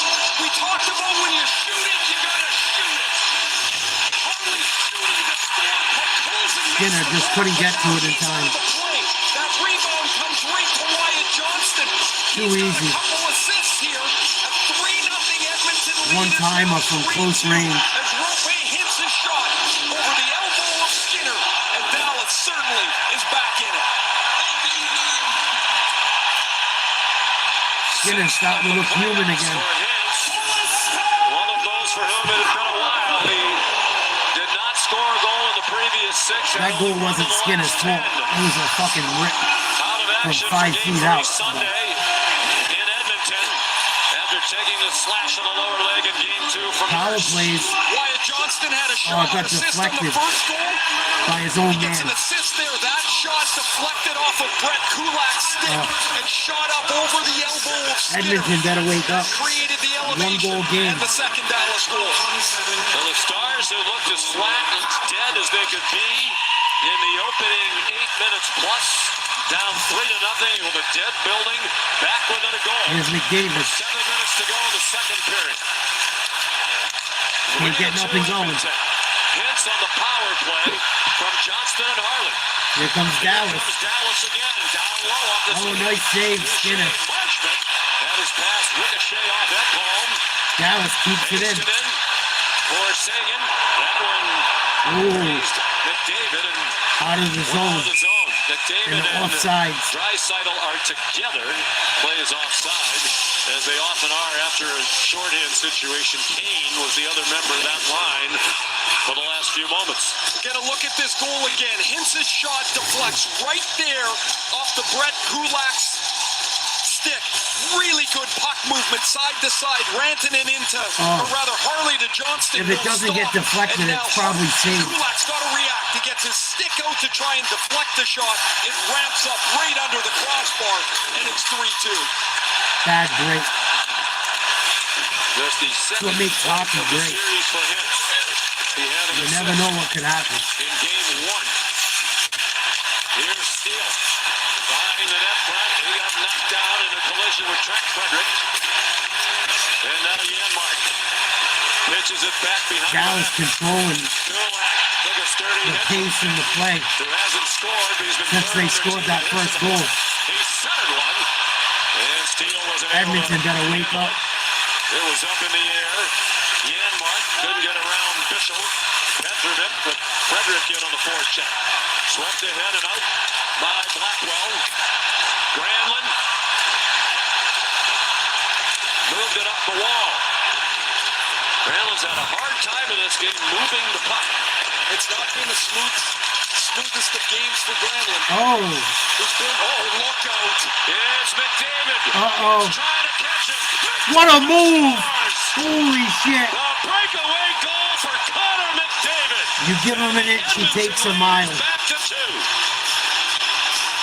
What a fucking play by Connor McDavid. Man, this With a guy chasing him down. Anybody else? But What a huge goal. bounces to the fastest player in the history of the game. He Watch can how fucking quickly fly. McDavid turns. Loose puck, and he's he gone. can go. Now Hintz can really go too, but Bing. McDavid's speed freezes Casey What a DeSmith. goal. He's going to go to the Phenomenal. backhanded. DeSmith bites on it. Hintz can't catch him. One What little a deep. critical goal. Slides it for right past the Connor goalie. McDavid. Huge goal. Back to 3-2. It's Dallas now fought back, 4-2. and just like that, they're down by 2 again. The goal and assist for What a McDavid. fucking play by McDavid. 26 points now, leading the playoffs. In tight quarters, too. And a huge goal. Crazy. Tough play he just made. Stopping the momentum of the Dallas Stars. The 2 goals, the last 2 minutes, 1 second apart. After Hintz got He's a Dallas bad to win a man. goal. Adam Henrique back to the line. One-timer, Wallman way wide. Sent back in by Bouchard. Edmonton getting a line change. Only Kapanen on the forecheck. Harley left it for Ceci. Wallman saw that coming, picked it off, but Nugent Hopkins was in the zone. The way Almost a turnover, but an taken down to offside Ceci, almost. cleared. Boy, Dallas had it going on until they didn't. Jake Wallman off the middle, touched in by Perry. He goes in on it after the touch into the corner. Here's McDavid. Out there with Nugent Hopkins and Perry. Oh. Floater from the point from Ekholm. Nice save by the Stars By goalie. Casey DeSmith. Dallas has made this a hockey game here in Game 5. Power play marker, Rope Hintz off a... Timeout in the hockey game. Dallas got a goal back, trailed by 1. Connor McDavid gets a loose puck and breaks out on a breakaway and puts in one of his own. Oilers lead 4-2. Check out the Knicks Pacers.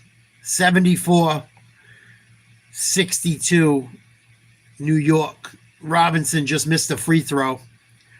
They're going to stop fouling him intentionally, I think. It hasn't been a lot of flow anyways for Indiana. Correct. So you might as well But play the percentages. But I don't understand why, as a league, we're going to continue to allow this and not go to the college. Because he can't league. hit We're gonna fucking free intentionally throws. foul, Fuck fine. him. 2 shots, ball out of bounds. You can't hit free throws. Why do we want... Fuck him. The game is Let him foul. for the fans.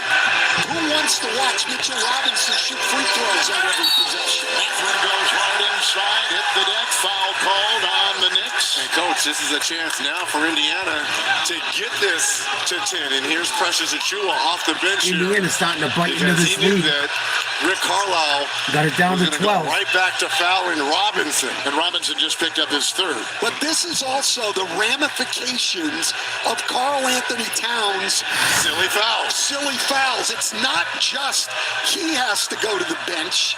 There are other things that happen, and this is it. And so now, instead Lead down to 11. bring him back, they've got to go to Precious Achua. Since Towns has been out, If you can't shoot free as throws, Robinson that's on checks you. out, and Achua will check in for the first time. Since Towns left with That his rule don't foul, bother me at all. Indiana 10-2. You're a professional basketball player. You should hit free For throws. these next 4 or 9 minutes, this has to be all Jalen Brunson in terms of scoring the basketball for the Knicks. No Towns. Now Robinson, him and Deuce McBride. 10-point lead for the Knicks. 4 minutes to go in the third. It's a 10-point deficit. Earlier, moments ago, they trailed by 20 to the Knicks. Cut it in half. Brunson in traffic. Nice shot. We heard you, Reggie. It's got to be all Jalen Brunson. Might have even gotten fouled on that one. He's got 26. Halliburton and Bryant.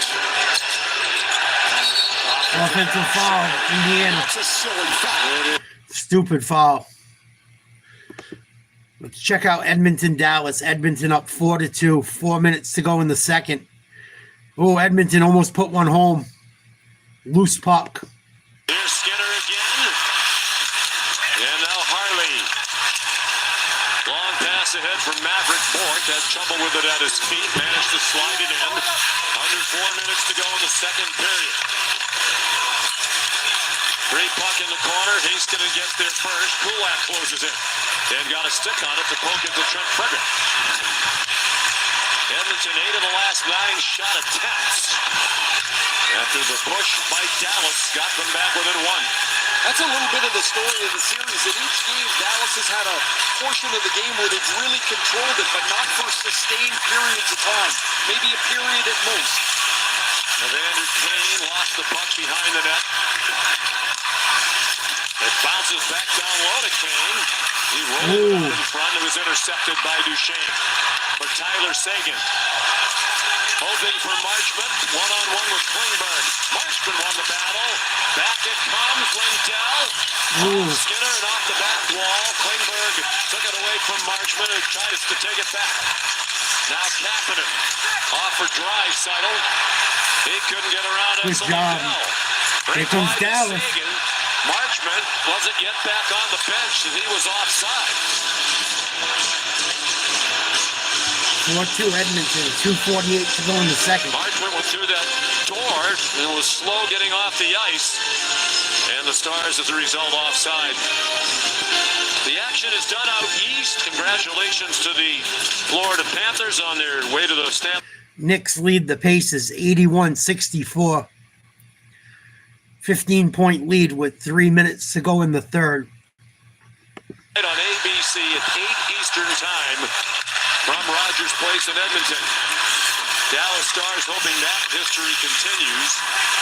Each of their previous 10 playoff series have gone at least 6 games.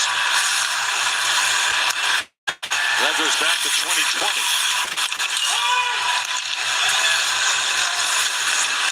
Ryan Nugent-Hopkins did not connect to the line with Perry, and that's an icing call.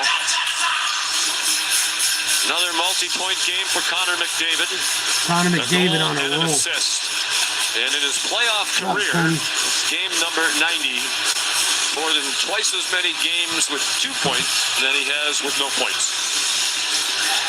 It's just, after a while, you run out of superlatives for him. He just does things other people can't do. Yep. He's already one of the greats of the game. 1.58 points per game in the playoffs. Only Gretzky and Lemieux.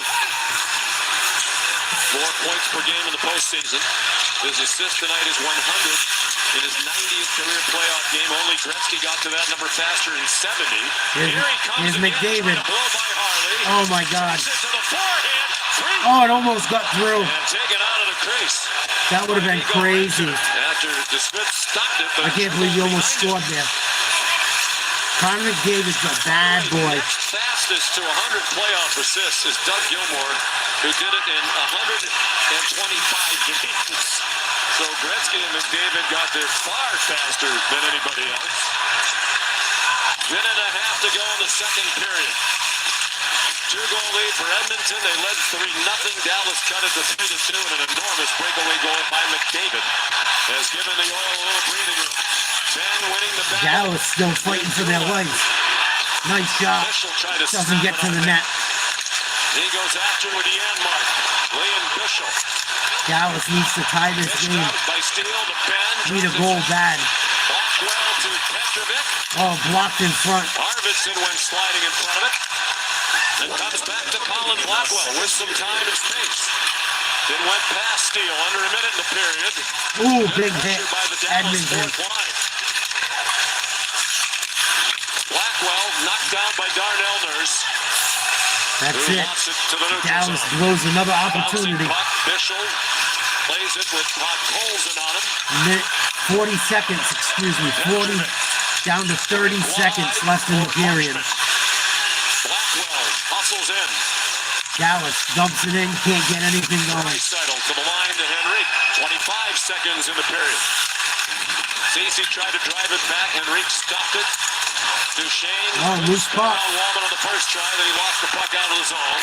15 seconds in the Here comes Edmonton. Frederick. Dumps it in. Bounced it in. DeSmith left it for Lindell. 5 seconds in the period. Draisaitl got a stick on it. Duchesne has time for a shot, but had trouble with the puck, and then it's blocked by Wallman. Then that kind of a series for Matt Duchesne. Wow. A huge goal by the best player in the world. Connor McDavid. 4-2, he's going to get another chance. Remember back earlier in the series when he Phenomenal. went on Thomas Harley. It's the same type of rush. Harley plays it better. DeSmith makes the save. 4-2 Edmonton at the end of 2. And the Knicks are rolling up by 20. 2:38 to go in the third. There was just an and one. Laid up and in by McBride. McConnell with the foul. Indiana does not look like themselves all night. What up, Mocky Mock? In this series, before tonight, Achua had only played 2 minutes. Going to quickly go to the bench here, the Knicks are. They're going to bring in DeJuan Wright. Brunson will take a breather. Well, right here, Indiana's got to make a little bit of a run and finish this quarter strong. No Brunson, no Towns. You've got to shut down New York and then find a way to get some buckets at the other end. Brunson's been phenomenal this third. 5 of right, 6 this from the is the field. free throw. Brunson 4 of 4 in the third from the line. Knicks up 20. 2:30 to go in the third. A fake at drive. Toppin misses the layup. Achua the rebound. Toppin's been doing a little too much tonight, Coach. He's had 9 field goal attempts. Tyrese Halliburton only has 5 field goal attempts. Yeah, Halliburton hasn't even inserted himself into this game. And this is the kind Knicks of are offense rolling. we saw in Game 6 from this Knicks versus Boston. Up 22. McConnell across the lane, intercepted. Wright's got it. Stride for stride with Mathurin. A crafty move to get the shot away. Mathurin the rebound. Toppin 2-on-1. Yeah, I know that feeling, Mark. Fouled as he hit the floor. But I like the foul there by McBride. Don't give him it right. I know that feeling, buddy. That's why I don't do it no more. That's why I don't fucking do that shit no more. Cash is king. I know it's not, I'm in a situation where I can get away with it. I'm not trying to say it like that, but that's why I refuse to do it. For what? To be taken advantage of? For working hard? Fuck that.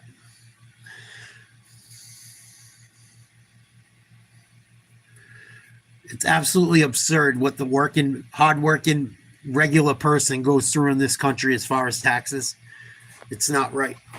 And imagine if you didn't have kids. Imagine if you didn't have kids and you didn't own property and you didn't own your own company. You'd get fucked even worse. It's fucking nuts what they do to people. It's not right. Basketball over in this series. Oh, come on now. I've been kissed harder than that. Wow, you have, huh? Wow. You want to tell us more about that? I mean, these are the playoffs now. These officials I'll know be right this. back. I got to use the restroom. This will not be. I'm trusting in Zach Zarba and James Williams over there that this will not be a flagrant foul. No way. This will set playoff basketball back if they deem this a flagrant one. It was a 10-point game a couple minutes ago. Now it's up to 22. They're taking a look at that play. After review, there's no windup and no follow-through.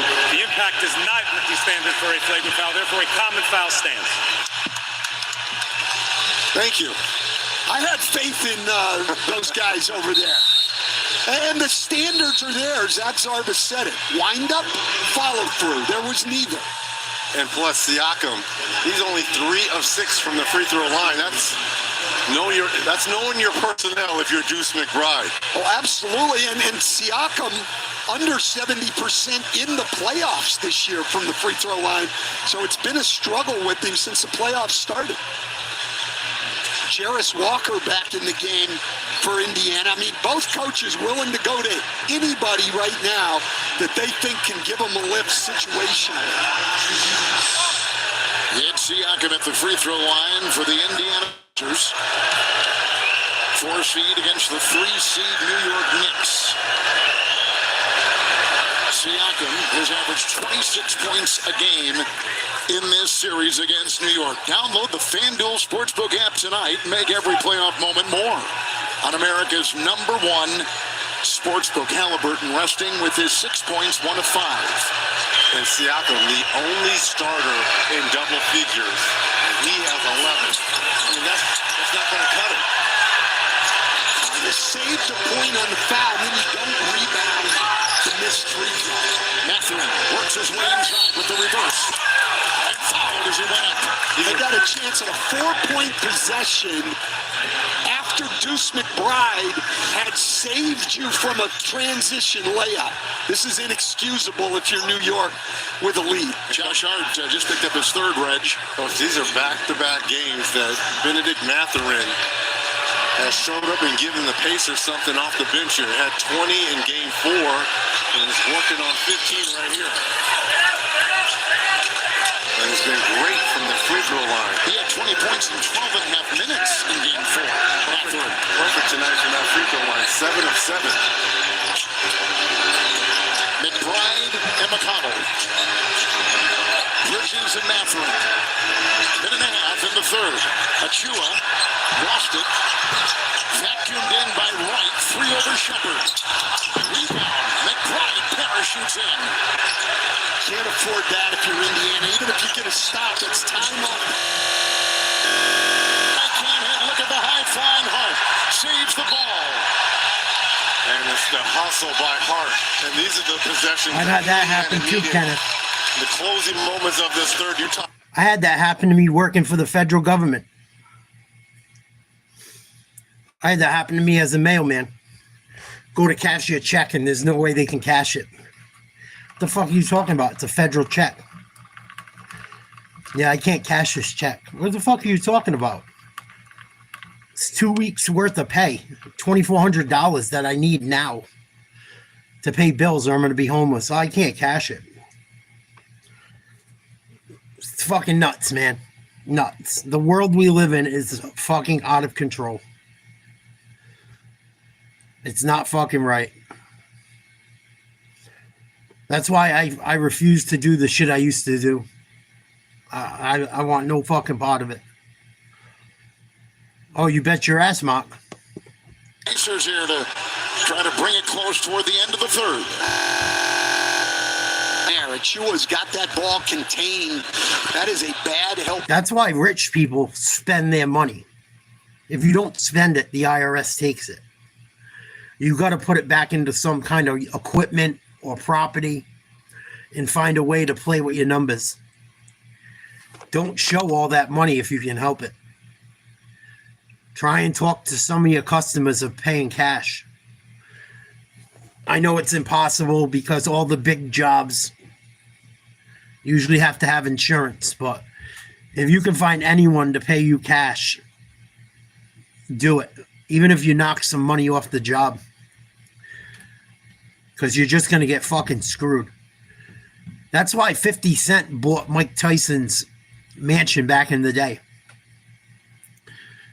Because he made like $38 million on tour. And he had like no bills. Other than like some shit he bought for his grandmother and grandfather. And he was smart. He knew about taxes. And he knew if he didn't spend that money on an investment, they were just going to take it. You got to fucking know how to play the game, man. You got to use every write-off you can get. Write off fucking everything under the sun you can find. Have your family save receipts for shit. For everything. Fuel. Fucking, you go out to eat. Write it off as a business thing. I don't know if you could do that anymore. You used to be able to. You got to find ways to fucking play the game. It's very hard at this point. Very, very hard. Knicks lead 90-73 at the end of 3.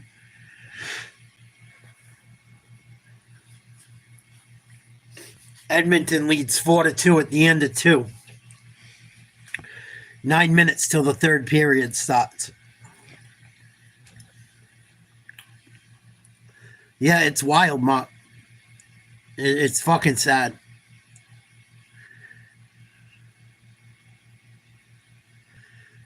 Yeah, I used to work for myself as a commercial fisherman. I know all about it. Know all about it.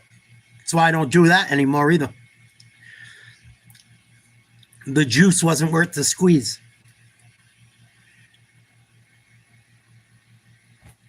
Then they only let you write so much shit off. And in my state, they play games with you like that.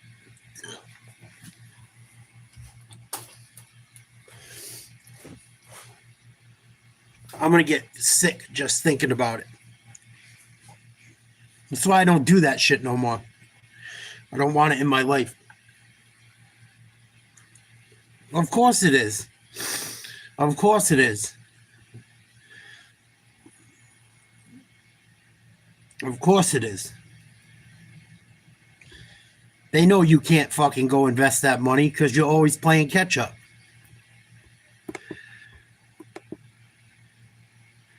You got to tell your customers that are able to pay cash to pay cash. Even if you got to beg them. Tell your customers what you're going through. If they don't understand it, then tell them you got to fucking up it.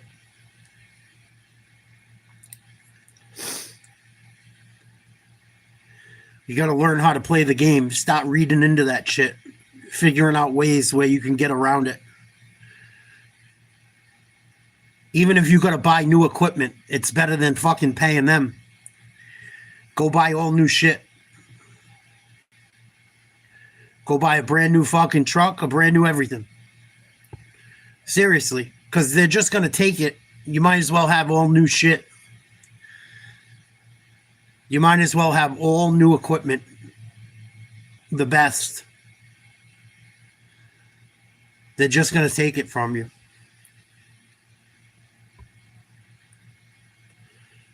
Fucking go buy some new shit and return it and keep the receipt and act like you fucking really bought it. You guys got to get smart, man. You got to find a way to fuck them back.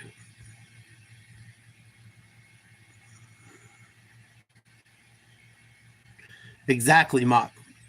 That's the game you got to play. It's fucked up, but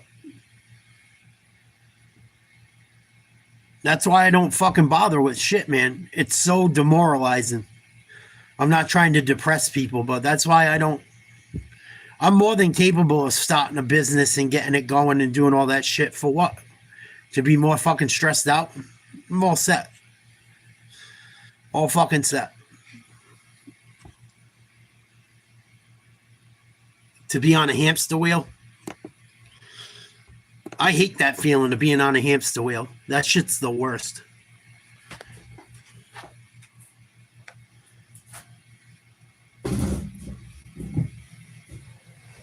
The worst.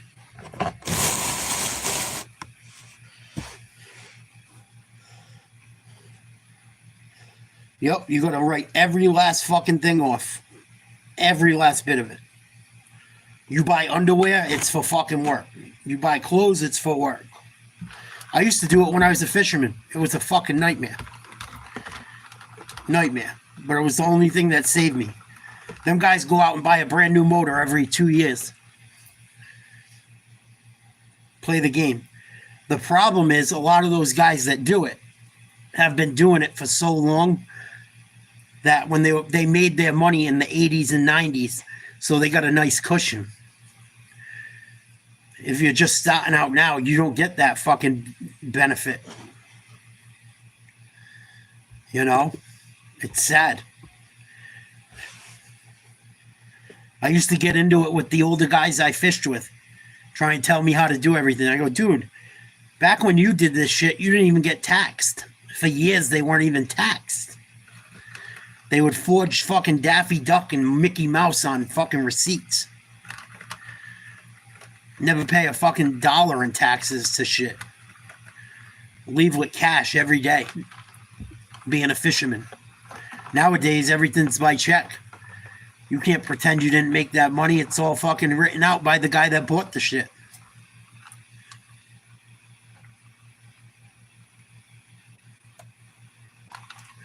Pretty much, Mark.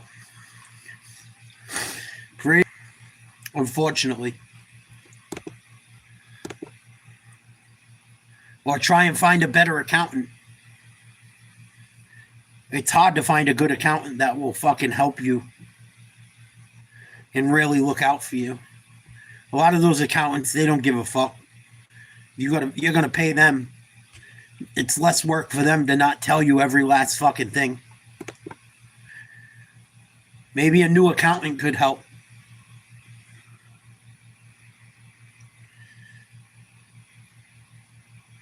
Absolutely, Guns. I've talked about it ad nauseum. People bought their first homes in the 80s. You know, little 2 bedrooms and shit, 1 bathrooms. Starter home for a young family. Under $30,000. At least where I live. Down south, it's probably way less. Now you can't even buy a fucking house for under $300,000 where I live, and it's a shithole. It's wild. Really wild times.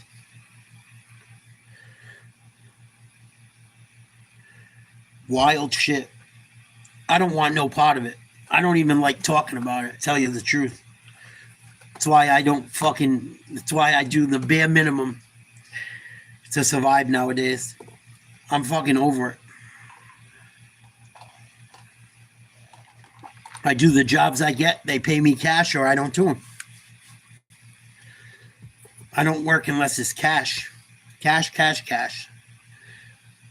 I'm not paying taxes no more. I pay taxes my entire life. Fucking done. Done. Knicks are absolutely running over Indiana. Knicks up by 20. What a beatdown. Collins got 7. I'll call him for pressure. Defensive pressure. My dad used to have a bumper sticker. Keep working, millions on welfare depend on you. It's the fucking truth.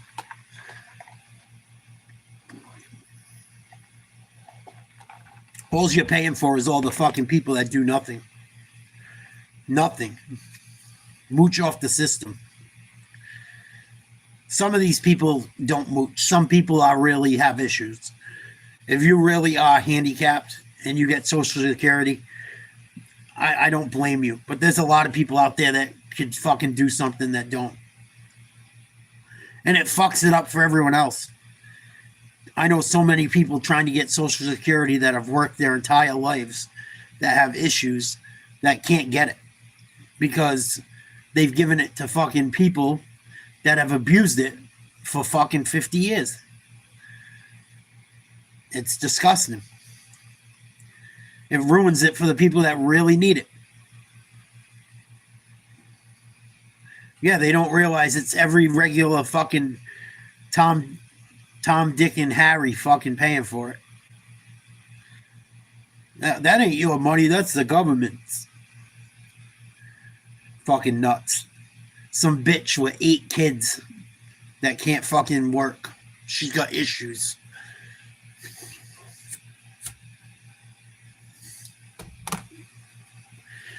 I don't even want to talk about it no more. Shit gets me fucking angry as fuck. Angry as fuck. That's why I work off the books. I work off the books. Cash only. You don't pay me cash, I don't do shit. That's it. My little bit of YouTube shit gets taxed. It ain't nothing anyway. It's probably break even every year. It's not like I make a killing on here.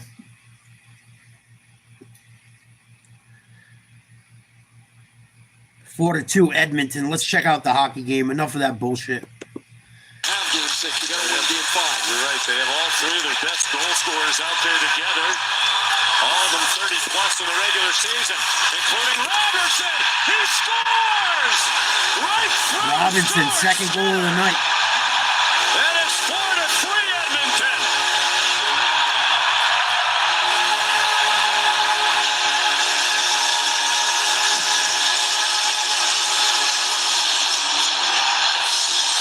Like most 4-3. goal scorers, when Robertson gets going, he gets hot, and it stays that way for a while. He's got another one. Is anyone else going to score for the Dallas Stars?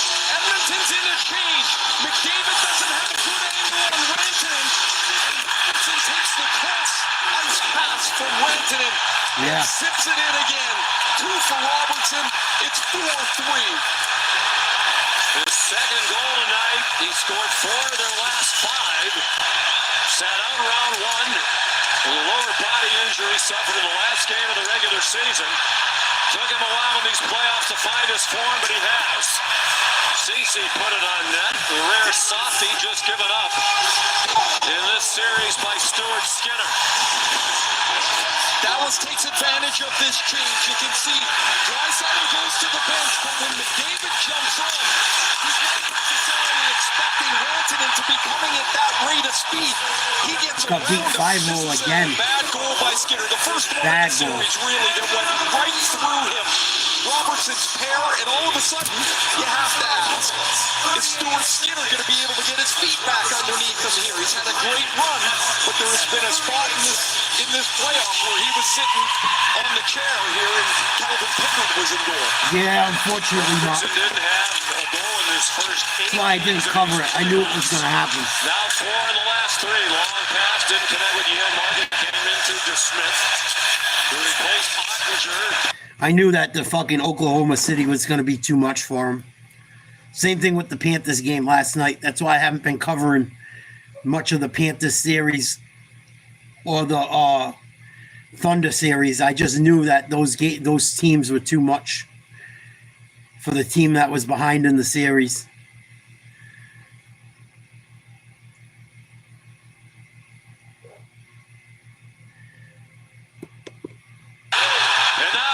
With help coming from Podkolzin. Arvidsson blocked by Heiskanen. Arvidsson around to the near wall. Klingberg pinching in. Edmonton very careful with the lead late, not to take too many chances on the pinch ins. Here's Jeff Skinner. The Timberwolves got porked a few times too.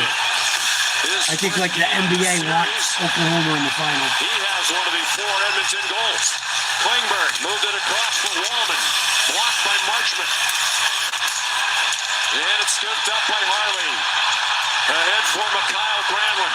With Hinks heading to the net. Marchment the trailer. Marchment dodged the check from Skinner. Oh, here's the Stars threatening. That one's blocked to the top of the circle. Hinks intercepts. Hinks sends it into the corner for Marchment. Now Granlund. Trouble. That's blocked by Klingberg and played away from hard by Trent Frederick. Frederick weaving across the line. All of a sudden, the Oilers on their heels here in the third period. Here's Dallas again. Turns back, and then Skinner got back into play.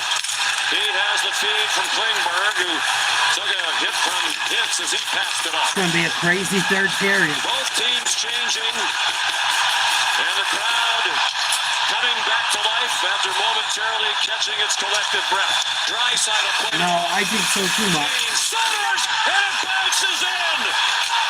Looked like it hit McDavid out in front and wound up past the Smith. Dallas gives up another one. I think Evander Kane might have got it. Every time it looks like they're being threatened, they find a way. Leon Draisaitl comes up through the middle of the ice, transporting the puck into the zone. This is went off his own guy's skate. It hits the left foot of Lindell. Look where it goes, though. It goes up in the air over the glove of the Smith. Most times that puck will stay on the ice. This is a unlucky for Dallas. A great one for Edmonton. And you're right back to a 2-goal deficit again for the Dallas Stars. Edmonton, a little breathing room again. Every time Dallas gets within striking range. Back to the line, Heiskanen. With 16:20 to go, he was bothered by Nugent Hopkins and Dell. Rebound shot. Blackwell. That was a good defensive play. Blackwell had plenty of room on the far side. He had his stick tied up enough to shoot it wide. Snapped in by Haskinen. Kept in by Sagan just up. Tyler Sagan spinning and looking for help. Moves away from Dallas threatening again. With Perry pressuring up high. It turns to Nugent Hopkins. Here comes Edmonton. Draisaitl pokes it in deeper, goes after it himself. Evander Kane credited with the goal, his first of this series, his fifth of the playoffs, after he missed the entire regular season. Draisaitl, his second assist, Wallman the other. Draisaitl's a motherfucker too. 21 skaters in front of Stuart Skinner in this series. 19 of them have at least 1 point.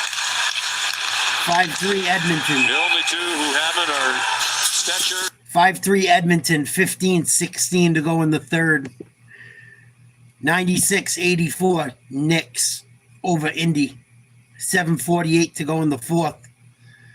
Pick and roll. Halliburton to Turner. Misses a three. Rebound Hart. Knicks up 12. And Towns from 3 for New York. No good. Rebound Indiana.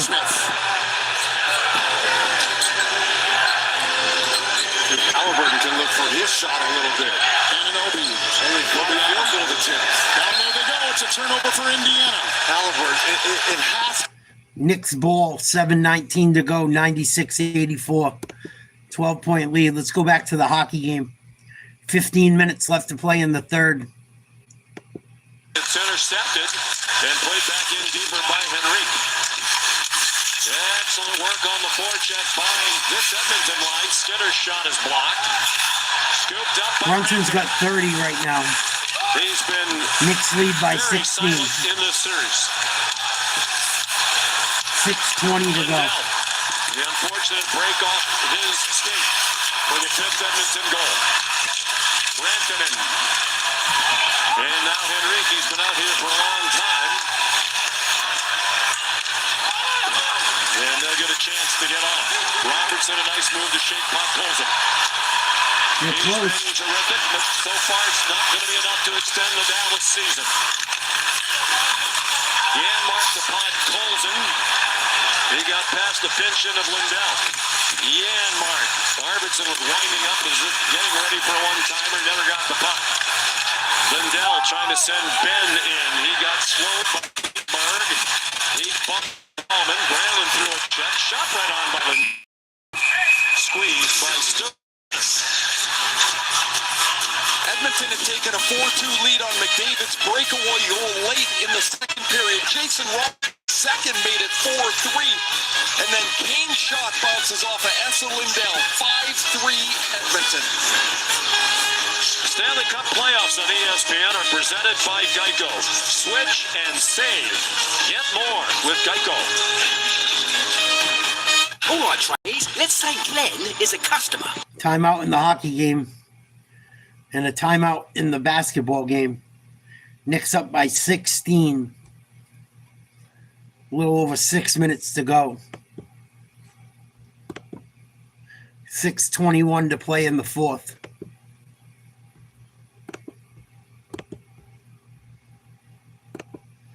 Indiana looks out of it. Halliburton hasn't really been involved either, which is really weird. I don't know if he's tired or not, but he's only taken 6 shots.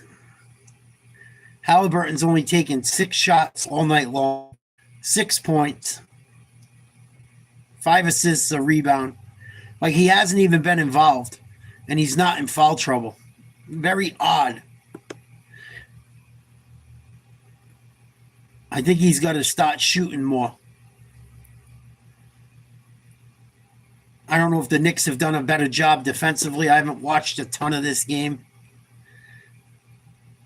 Yeah, they just don't even seem into it. Like, fuck it, we're going to take it home.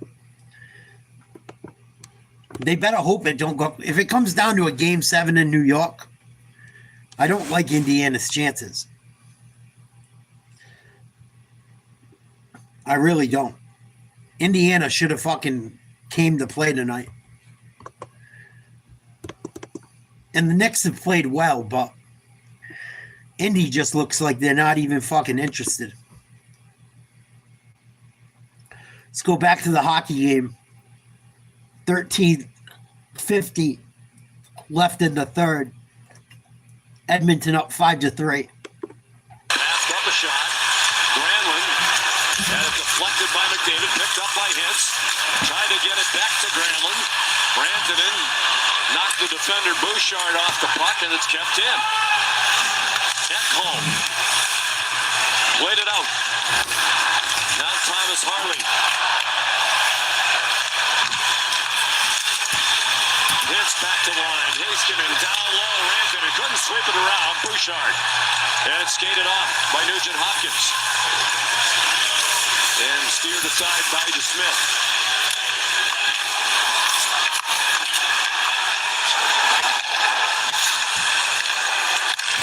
Harley.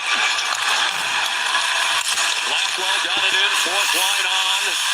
And the clock becoming the enemy of Dallas. Under 13 minutes to go now. Lindell, Harley's parents from Edmonton. His dad, Brian, was a goalie at the University of Alberta. Thomas grew up in Syracuse, New York. Dad is a surgeon at Upstate Medical Center in Syracuse. Must be nice. Thomas and his dad coached him a lot as a kid. Biggest bit of advice he remembers, don't be a goalie. Oh, yeah. Good piece of advice. Don't be a goalie is right. Klingberg into the left wing corner. Fucking hardest job Cody going. Ceci there. Free puck. Tyler Sagan ran into Henry. Such a good defensive player. And this is what Edmonton did in Game 4. They started to lock it down in the third period. Dallas couldn't advance the puck. It was a clinical performance in Edmonton the other day. Well, they get it in deep. They're careful, careless on pitches. Very diligent in the neutral zone. They avoid the high turnovers at the offensive end. Now Klingberg, the takeaway. He sends it in. Dallas got lucky there. And casual the puck, Petrovic. That gave McDavid a chance to play. Petrovic scales it around the dasher. Comes down to Sagan for Bischel. More concerned with hitting Bouchard than playing the puck, and he hit him effectively, knocked him down. DeSmith will leave it for Harley. He didn't play a lot the rest of the way. He's led their team in time. Dallas needs 2 goals quick. Right around 24 minutes. McDavid for Ekholm. Nugent Hopkins does not have a point tonight after multi-points in the first 4. There's Dallas. Harley seeking in. The pass didn't have a lot on it. Can't get anything going. Harley stays in deep. It's courts free to Perry. And he banks it out. Out of play. Perry with his 7th goal of the playoffs tonight. The game-opening goal. That's the most goals ever by a player. 39 or over in a single playoff game. Connor McDavid, 2 goals tonight. And an assist.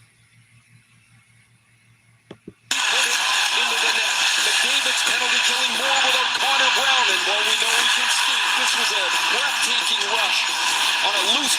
Did he have 2 goals or 1? Trying to remember. Oh shit, Brunson's got 32 points. 104-88 New York. C-Dub looking for that big payout.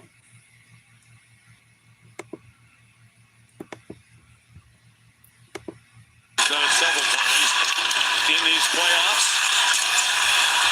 Trying to get back to a Stanley Cup final. Miro Heiskanen just 3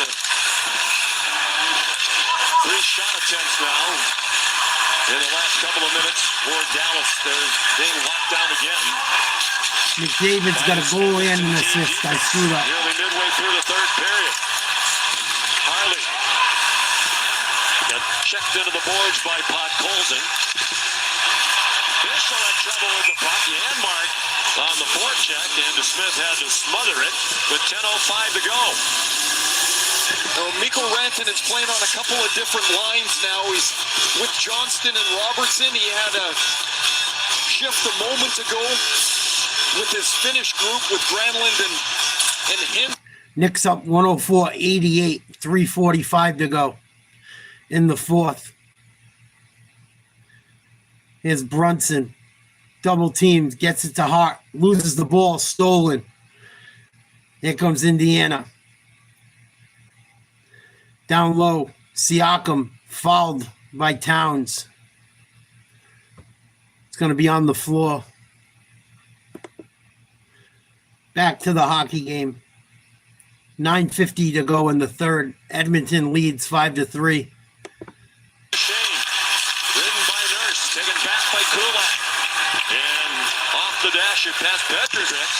He was quickly running out of room with Kane moving in on.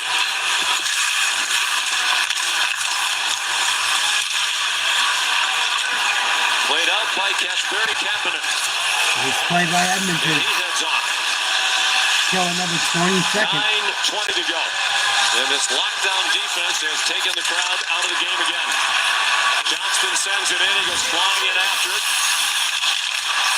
He has 2 assists tonight. Dallas needs a goal now. Minus 17 for the playoffs, which would be the worst ever by any player in a single postseason. Stolen by Edmonton. Mark is minus Right 16. back out of the Paul zone. Reinhart, a terrific defenseman for Calgary back in the early 80s. He had the misfortune of playing against those Edmonton teams.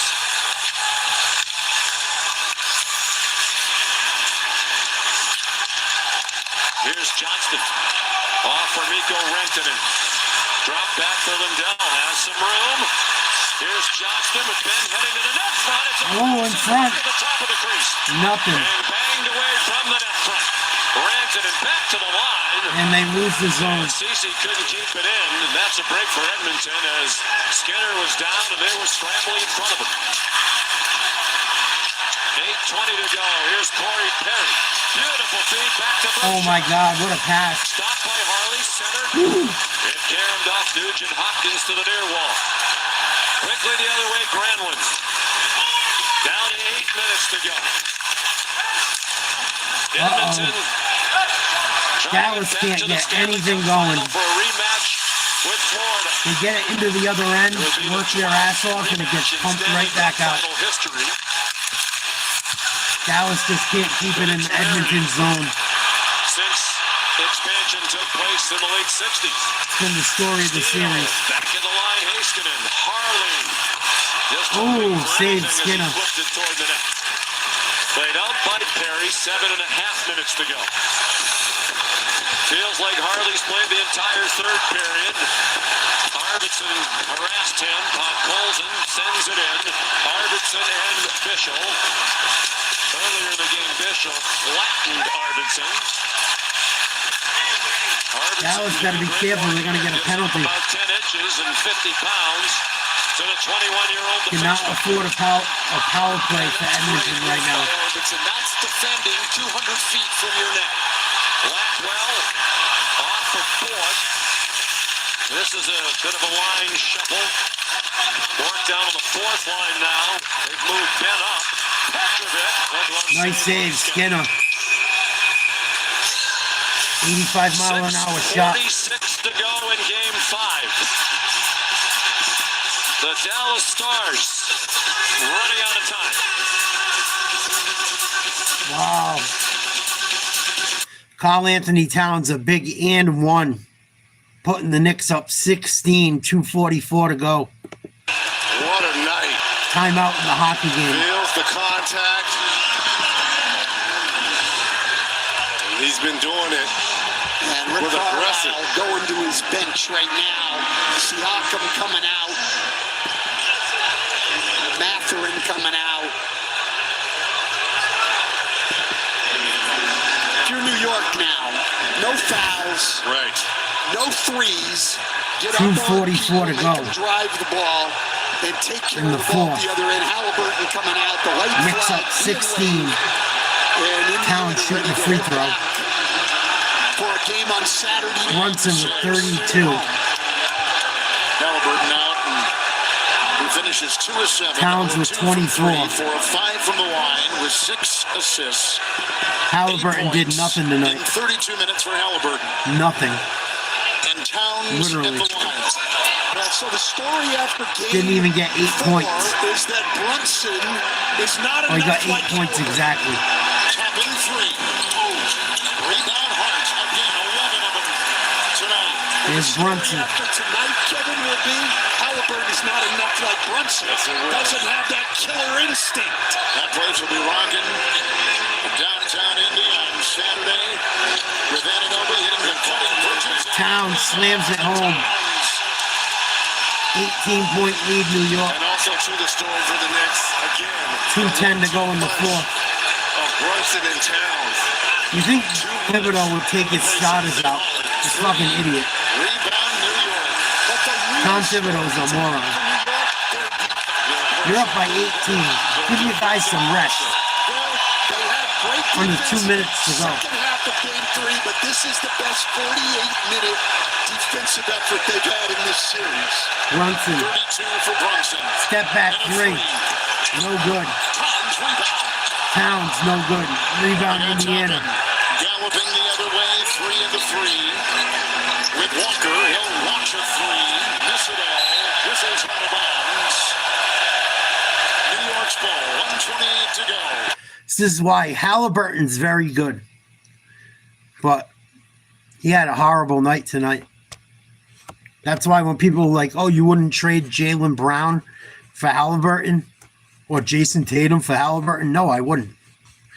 I've never seen either of those guys score 8 points in a fucking Eastern Conference final in my life.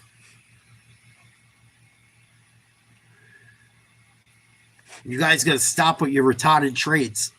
This is a perfect example of it. And Halliburton's played great. He was due for a dud. But I've never seen Tatum or fucking Brown only score 8 points in an Eastern Conference final ever. I've never seen it. That's why you guys call me a homer, call me a Celtics fan, call me delusional. Halliburton's a great player. I don't get rid of Brown or Tatum for him for a reason like this. Neither of those guys have never had a game like that in a fucking Eastern Conference final.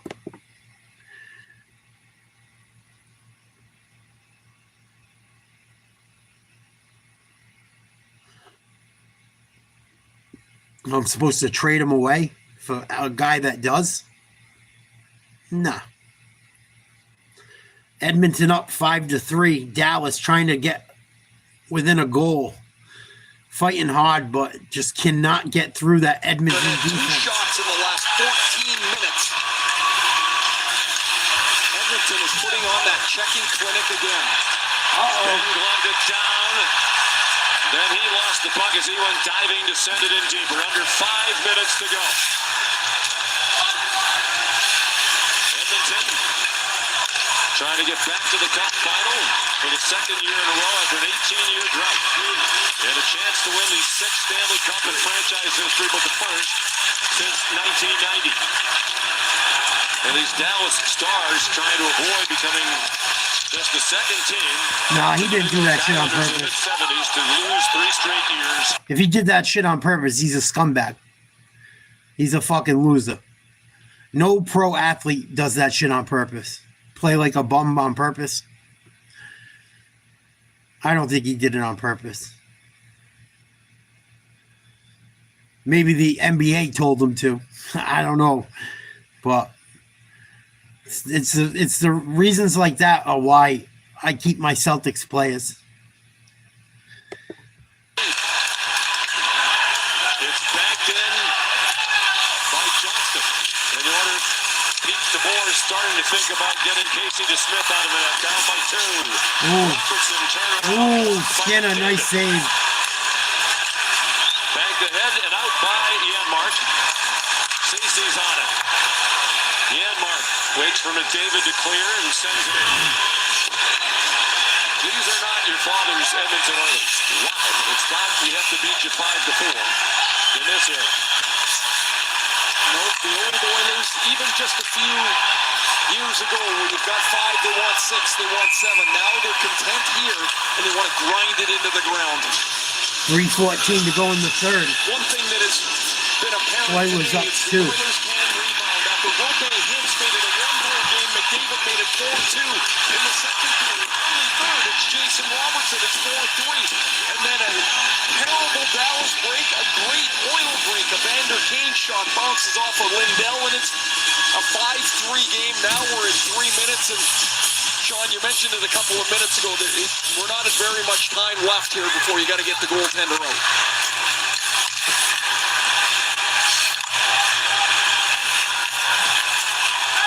This crowd is totally out of it. Out of it. The struggle to score in this series for Dallas. This seems like an impossible hill to climb. Kapanen put it on net. Another one of the great stories on this team, waived by St. Louis back in November.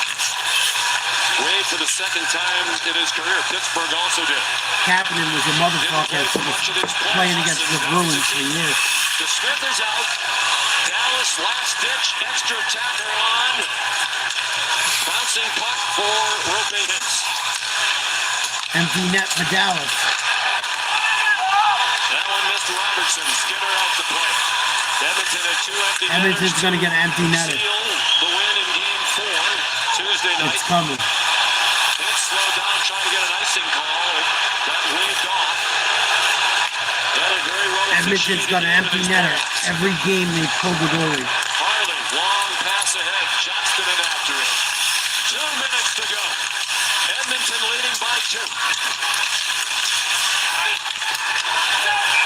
And that's out of the ring. It'll be an offensive zone face-off for Dallas. Jake Ottinger, a spectator for most of the night. Pulled after the second Edmonton goal. 2 goals on 2 shots. One of them was a power play goal by Perry. And the Knicks have won 111-94. Brunson with 32 points. Damn, C-Dub, you were close to hitting a big fucking parlay. Nice try. 8 points shy. And a couple points on the fucking score. Dallas with an empty net. Under 2 minutes to go. Down by 2. Uh-oh. On the breakout, Frederick couldn't possess the puck at the line. Rantanen held off Draisaitl and Robertson. Edmonton gets a look. This is going in the net. I'm not sure Robertson ever went fully back out. And this is an icing call against Edmonton. Well, the winner of the Western Conference Final receives the Clarence Campbell Bowl. We saw last night. I thought he was going to go for one, Jet. I would have. They wanted no part of touching the Eastern Conference. He had a chance. I was hoping he was going to. But he got it up to one of his defensemen. The Campbell Bowl last year. I would try for one. Fuck it. NHL commissioner. The bowl was named for it, but the Oilers didn't touch it last year. I'm sure it's going to sit on a table. I think the Edmonton Panthers series is going to be high fucking octane. I think it's going to be a much better playoff series than the NBA. I think the NHL final is going to be a lot more exciting. No matter who gets in the NBA final. I think the NBA is fucking... I think the NBA is in big trouble with the flop and shit. Uh-oh, here comes Edmonton. Coming. The pass too far in front of Trent Frederick. He'll try to kill time in the corner. They got knocked down by Hintz. Henry, shot toward the empty net. 1 minute. Standing between the Oilers and I love basketball, but right for the open net, blocked by Heiskanen. The finals this year is going to suck. Heiskanen had trouble with his balance. It's going to be boring as fuck. You up. 45 seconds to go. I'm calling it now. Grambling around, Sagan behind the net. No one wants to see anyone left in it, really. Sagan tried to walk out in front. Janmark took it to the back wall. Sagan. Desperation time for Dallas. And you got a bunch of floppers left. Seconds to go. It's pitched to center ice and played down by Robertson. And the face-off will come outside the line with 20.3 to go after the game. Sports Center with Scott Van Pelt. Fuck Sports Center. A 5-3 lead, 20 seconds left. I watched Sports Center for the first time like 2 nights ago in like over a year. Sports Center sucks now. Sports Center is not what it used to be. Back in the day, Sports Center was fucking awesome. Now it's just a bunch of nonsense. Last year's Stanley Cup final. And here it goes, Tony. Empty netter. With 10.8 to go. Who got it? Draisaitl In again, empty netters in back-to-back games or Captain? for Kapanen. Kapanen. A stunning loss by the way it turned out early in this game. 2 goals early. Jake Ottinger pulled Dallas. I don't know trying if to the claw their Panthers way can back in. fuck with Twice Edmonton they this get it year. to 1 goal. It's going to be a good Twice the series, Oilers I think. pull away again. And they are the Western Conference champions. It's going to be wild to watch Marchand Outplayed Dallas for almost the entirety of this go up against series, Edmonton in a with the different exception of the third uniform. period of Game 1. And Chris Knoblauch.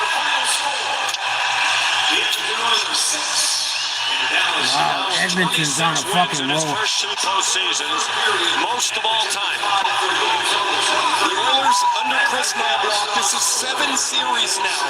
In games 4 to 7, they are 18-2 under Chris Knoblauch. Edmonton's better than they were last year. The veteran team, they don't. Edmonton's way better than they were last year, in my opinion. Especially with Evander Kane. Fucking, you got Evander Kane on your second line, and then you swap him in with the first. With Draisaitl here and there, and let McDavid play with the second line here and there. Edmonton's fucking got some high-powered offense. That if you make whenever you make a mistake, you pay. That's the thing about Edmonton that I noticed about them in this Stars series. Every time the Stars made a mistake, they fucking made them pay. Every single time. The Stars outplayed them in at least 3 of these games. They really did. It's just when Edmonton gets an opportunity, they fucking find the back of the net.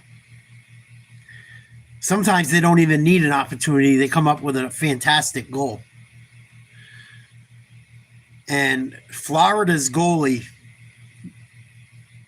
has had a great career. He better be ready to fucking play against Edmonton. And Skinner better be ready too. Skinner better be fucking ready too. I think is it Barkov or something like that? I can't think of the Panthers goalie's goalie's name right now. I know it ends in ov. It's like a Russian name. Is it Barkov plays for the Panthers too? I don't know if he's the goalie, but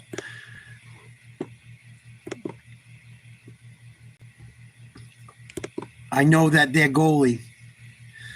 Barkov is like a center or a forward. Or a left wing. No, he's a left shot. Excuse me. I don't know where he plays. But Borowski better be ready to fucking go.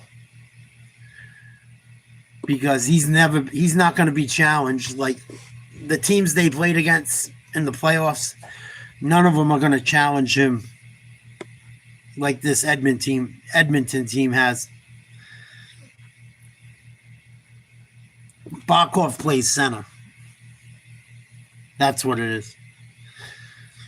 But the Panthers have a squad too. The Panthers have some depth.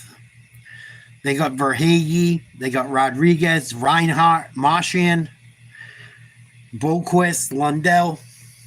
The Panthers aren't fucking chopped liver. But if they make and they got Seth Jones. Seth Jones can play. It's going to be interesting. It's going to be very fucking interesting. Very interested. And the goalies are going to decide this series. The goalies are going to decide, I think, that series, whoever plays better. Both teams are high octane, but the Oilers are fucking... Dude, the Oilers are good. I got to keep it real. The Oilers, every time they get an opportunity, I know I probably sound like a broken record, but when they get opportunities, they find the back of the net. The goal Connor McDavid scored tonight on a breakaway, being chased down from behind, fucking phenomenal. Phenomenal. Absolutely phenomenal. I don't want to get a copyright showing it, but it was fucking phenomenal. If you get a chance to check it out. He's being hunted down by, like, Dallas's best skater. They clocked him at like 25 miles per hour, heading to the net with the puck, with a guy on his ass, poking at him with the stick and shit. And he's still just simple deke, slides it by the goalie, no problem. See you later. Right after the Stars almost come within striking distance once again. Every time the Stars got it close,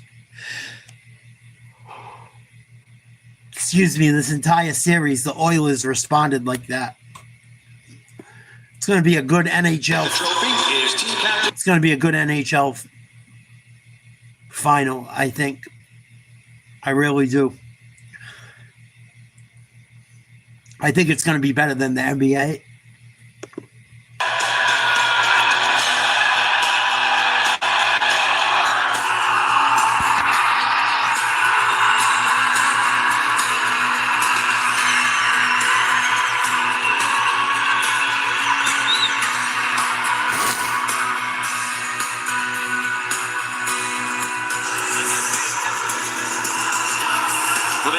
The trophy last year, the Clarence Campbell Bowl, they did not win the Stanley Cup. So this time around, they're all touching it, hoping to change their luck, get their hands on the best trophy in sports, the Stanley Cup, in a couple of weeks. Game 1 will be Wednesday in Edmonton, by the way, with both teams winning in 5 games. The schedule moved up just a little bit.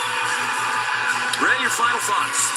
Well, I think we saw in the Eastern Conference the best team has gone through and deserves to represent the East. The same thing has happened in the West. The Oilers, it's hard to believe they got blasted in LA their first couple of games of the playoffs, because since then, they've been a juggernaut. This is a really impressive Oiler team led by the game's best player. The final should be amazing. I was on Adam Schein's radio show today, Ray, and he asked, does Connor McDavid need the Stanley Cup for his legacy? Yeah. I think no matter what, he's one of the greatest players of all time. No. But obviously it's a legacy changer, and he wants desperately to win it. Yeah. You need championships. You need... I don't know why people think championships don't count anymore. You hit ESPN. He's already the greatest player ever. He hasn't won a fucking championship yet. What are you talking about? He's one of the greatest ever. No, he's got to win a ring. He's got to win at least one. Stop it. Stop it with this stupidity. When did rings stop counting? When LeBron came around? That's when I think rings stopped counting as much. I'm not saying you got to win every fucking year, but come on. Rings matter. I'm so sick of people saying rings don't matter. It's the dumbest fucking thing I've ever heard in my life. Why do you play the game if championships don't matter? Two seasons, Wayne Gretzky wore the Oilers sweater before being traded to L.A. Chris Knobloch, the only head coach in the last 50 years to take his team to the Cup final each of the first 2 seasons behind the bench. Have to go back to Blues coach Scotty Bowman, the late 60s, behind the last before Chris. It's the 5th time in the expansion era, which began in '68. which the same teams will meet in the Stanley Cup final in consecutive seasons. By the way, Game 1 Wednesday in Edmonton hasn't happened since the Red Wings beat the Penguins in 2008. Then Pittsburgh returned the favor in 2009. Meanwhile, in New York tonight, it was win or it's done, and 32 points from Jalen Brunson. The Garden roaring behind every bucket as they will live to play at least another day. They're going to have to hit the road. They've been awfully good on the road this year. They're going to need to be again. If Indiana don't win at home, I think Indiana's in trouble. To be honest. If Indiana don't wrap this shit up, Indiana doesn't win at home, they're fucked. I really believe it. If the Knicks go back to the Garden, fighting back from 3-1 down, they're going to run through Indiana. Indiana really better hope they win Game 6. I got a bad fucking feeling. I got a bad feeling about Indiana right now. And I really don't care who wins. I almost wonder if I'm better off rooting for the Knicks just because I can't stand. I don't like the Knicks, or I don't like Brunson or SGA. Because they both flip-flop and floppity-flop all over. But I still think I'd rather, believe it or not, I think I'd still rather watch the Knicks win than the Thunder. GA brings flopping to a whole nother level. He's like, you think Brunson's bad? Go watch that dude for a go watch him for a week or two. You'll be sick.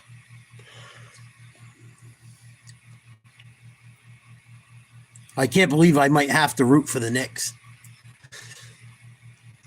I don't want Oklahoma City winning. I think they're the most boring fucking team to watch ever. All it is watching SGA come down the lane and shoot mid-range jumpers and pretend he gets fouled. Like, it's so fucking boring to me. It really is.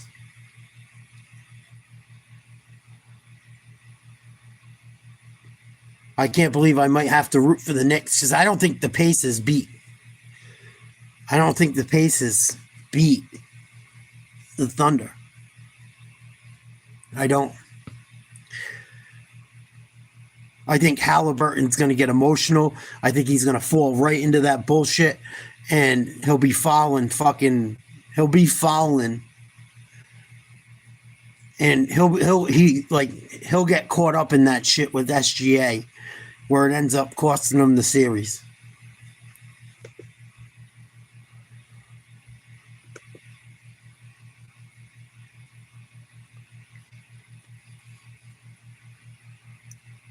Man, the NBA's in trouble. Oh, it's going to be horrible, Jet. It's going to be horrible. That's why I almost wish the Knicks don't make it. But I also feel like if the Knicks don't make it, then you might as well just give it to Oklahoma City.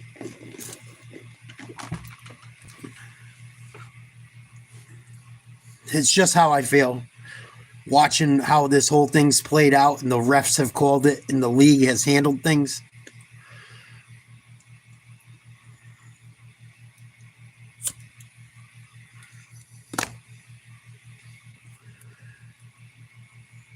I just think the fucking Oklahoma City, the way they play, is a bad matchup for Indiana.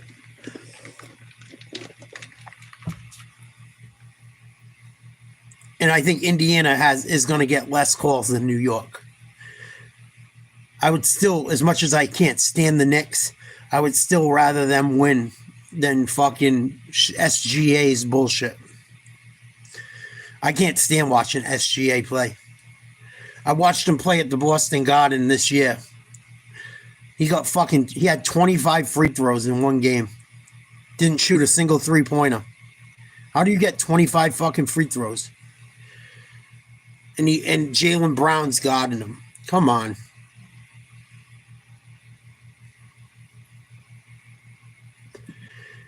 Give me a fucking break. I'm souped about the hockey playoffs. I'm over the NBA, quite frankly. I've been holding on to being a basketball fan for dear life, and it's getting really tough. And I can't say that I've ever felt like that throughout my life. It's not just because the Celtics aren't it's not just because the Celtics aren't in the finals. It has nothing to do with that. There's been plenty of years the Celtics weren't in the finals where I was still loved watching basketball. I can't say that lately. I can't say it lately. I'm looking forward to football as well for the first time in a long time. Even though fucking dumbass receiver for my team is acting like a moron. I'll try and pull up a video on it to show you Jet quick.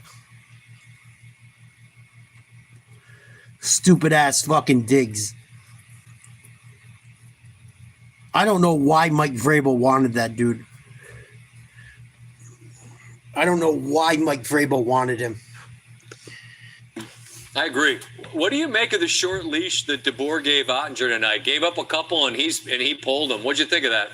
Well, nobody knows a team better than the coach. I wasn't quite sure why he did it, other than to try to maybe wake up his team. It seemed to be to me a little bit odd to do it when the game was 2-0. I didn't really blame Ottinger at all in this whole entire series, to be honest with you. I didn't think he gave up that, if any, bad goals. 2 breakaway goals to players wide open in front of the net. It was the players in front of them that really broke down and gave the Oilers the opportunity. I agree with part of that. I mean, but Ottinger gave up 2 kind of easy ones early. Fucking Stephon Diggs is going to destroy my Patriots. I'll look for the boat video for you right now.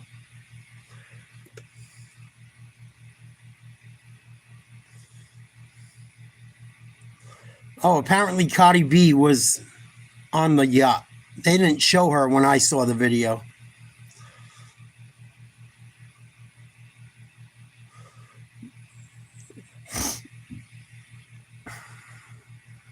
I can't stand Stephon Diggs.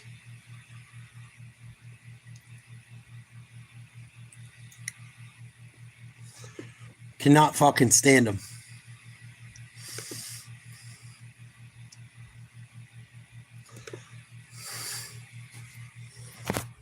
Just what we need.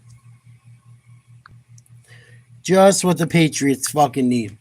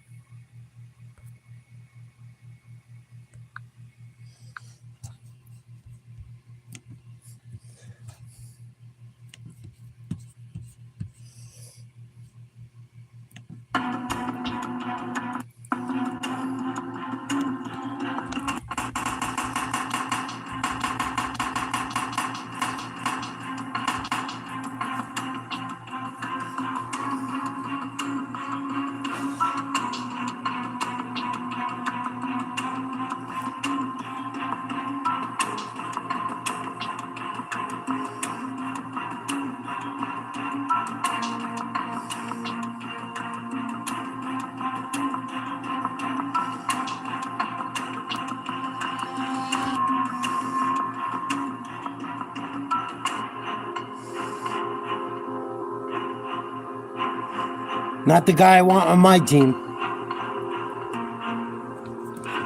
Well, this ain't gonna play none of the audio. We gotta get to the good shit. Fucking asshole. I told you guys this would happen. Jet, did I call it? Jet, did I call it or did I call it? I called this shit. I told motherfuckers this shit was gonna happen.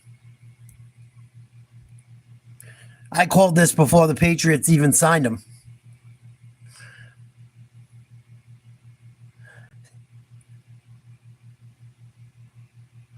Mike Vrabel must be pissed.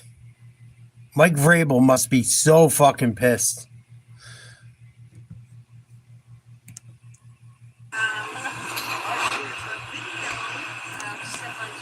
gotten a lot of traction in the last 24 hours or so. He's on the boat, having a good time. But the question comes in to a certain substance that people are guessing what is or isn't. Is this something that our team has to look into? Well, it's something that we're aware of, and obviously we want to make great decisions on and off the field. And we're hoping that with our time here on the field today, and that when we don't have a script and we're on the call periods, that we're making great decisions. And so the message will be the same for all our players, that we're trying to make great decisions. And any conversations that I've had with Stefan will remain between him and I and the club. Like, what's he supposed to say? I talk to our players every single day, the ones that are here and the ones that aren't here. Not if he's not here. Like, what are you just fucked the Patriots over big time. What is Mike Vrabel supposed to say?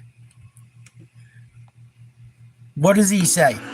How does Mike Vrabel fucking handle that and it looks well? Or the organization, other than get rid of him and eat the money. You already paid him to play. They should have spent the money on someone else or went and got another wide receiver high in the draft. This is why losing that number 1 pick was such a big fucking deal. Because now you're going to deal with a moron like Stefon Diggs. Fucking loser. What a fucking loser. You can be rich and be a loser. He's a fucking loser. Fucking loser to me. Yeah, it's not a big deal. Bullshit.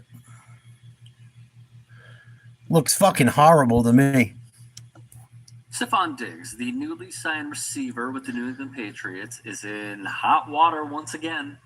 In Miami, Diggs was partying on a boat. No, we're gonna leave it like that. We've already watched every video about him and his teammates, and every one of his teammates say he's the one guy they wouldn't want to date their sister. Fucking idiot. Idiot. Fucking loser. I would have took Pickens over this moron. This dude's a fucking idiot.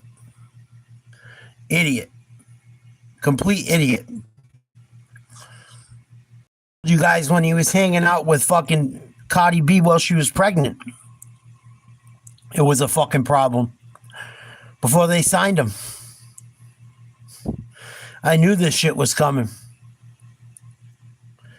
Dude's a fucking loser.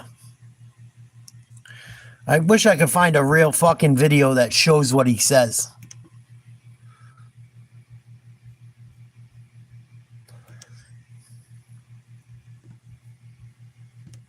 Stefon Diggs and Cardi B actually in a relationship? Because it doesn't seem like they are. Yeah.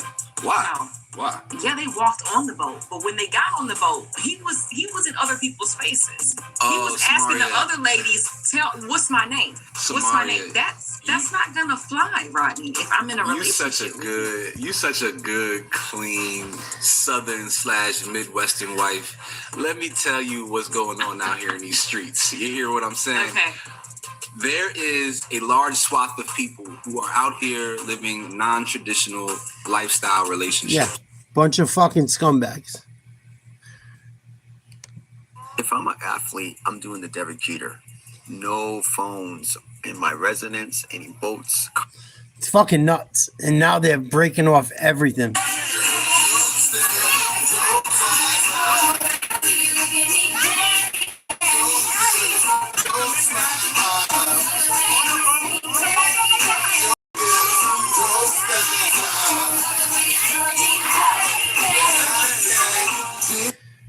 Watch here where you see that pink shit. I'm going to try and catch it. There's the pink shit. I don't know if it's weed. I don't know if it's that pink cocaine everyone talks about. I'm not out in the streets like that anymore.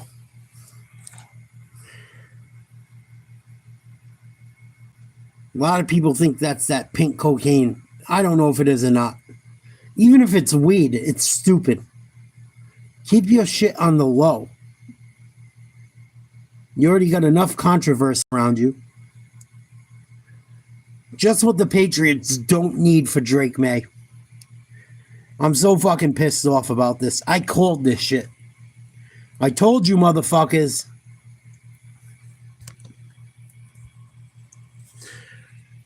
I know. I fucking know. I've been around this shit my entire life. I know when I see one.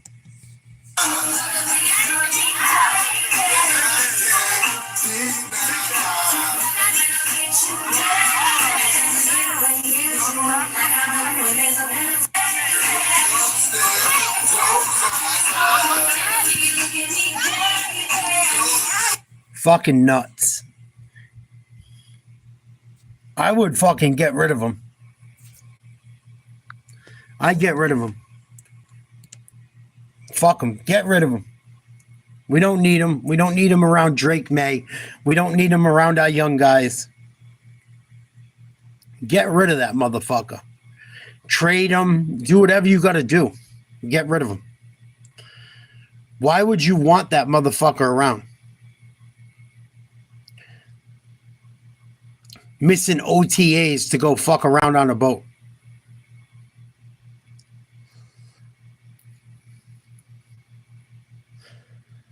I called this shit. I called this shit months ago. I called this shit. Called it. I knew from day one this was not going to go well. I fucking knew it. Knew it. I knew when all his teammates said he wasn't the one guy. Look at when you go through a locker room of 60 professional athletes and almost everyone says that guy's not the guy they want dating their sister. Why would you want him on your team?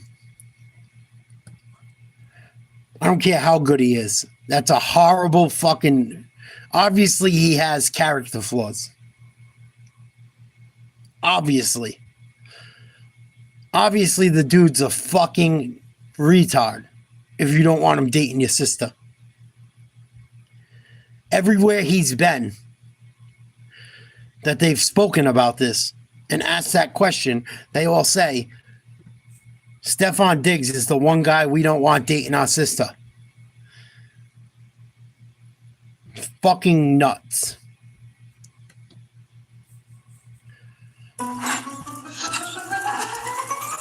Dude was dicking down Cardi B while she was pregnant. Who the fuck sleeps with a pregnant woman when the baby isn't theirs? Who the fuck sleeps with a pregnant woman if that kid ain't theirs? I couldn't sleep with some woman that was pregnant if the kid wasn't mine. I'd feel like the biggest piece of dog shit on Earth's fucking... on Earth. Nuts. From a boat. I don't know exactly where they were. I haven't seen the genesis of this. But Stephon Diggs and some friends, he's dating Cardi B, right? We're on a boat. I'm on a boat. Everybody look at me because I'm sailing on a boat. Fucking I think gross. that anytime football players are on boats, we all remember that famous with the Giants. Remember that? Where it was Odell Beckham and all those guys, and they were all wearing like Timberlands, and they were all on the boat, no shirts on, just hanging out with their jeans and their Timberlands, just high five. I don't think they won another game. Retarded shit. To the playoffs into the next year. I think they went over 20 after that picture. So naturally, when I see Steph Diggs on a boat, I start thinking about that, and I think, okay, guys in boats. Let's see. Remember Tom Brady on the boat with the jet ski that was on the boat, and he could go right off the side of the boat on the jet ski? That was awesome. I forget where he was, but he's throwing footballs into the water to his kids and stuff. That was cool. And he won after that. But I feel like the NFL player on the boat success ratio is a very, very slim one. Anyway, Steph Diggs was on a boat, and I've never seen a more clear video than the video I saw of him talking to 3 young women who all seemed very into what he was saying. And then he produces a bag of pink something. I have heard what everyone thinks it is, and I think I know what it is. It looks like, I'm old and lame. I've never seen that or been offered that before in my life. It looks like if you seen the Barbie movie, Zach? Yes. Me too. Great movie. If they did drugs in the Barbie movie, it would look like this, what Steph Diggs was distributing. That's a legal term. Maybe I shouldn't say that. What he was sharing. Is that better? Whatever, with the girls on the boat there. And he says to him, don't do it all now. All right, you save some for the rest. Save some for the rest of the class here. Sharing is caring, after all. And then you all come back and we'll meet up later, or something. Now, the whole entire Boston sports scene is falling apart. Jason Tatum hurt. Porzingis never fucking healthy this entire year. Jaylen Brown hurt. Both guys with major injuries. Kristaps Porzingis, you never know if he's going to be right again either. Red Sox, fucking terrible. Alex Cora, most overrated manager ever. Bruins fall apart as the season goes along. Now we're hoping the Patriots are going to turn around this sinking ship we've been on. And now we got this with Stefan fucking Diggs.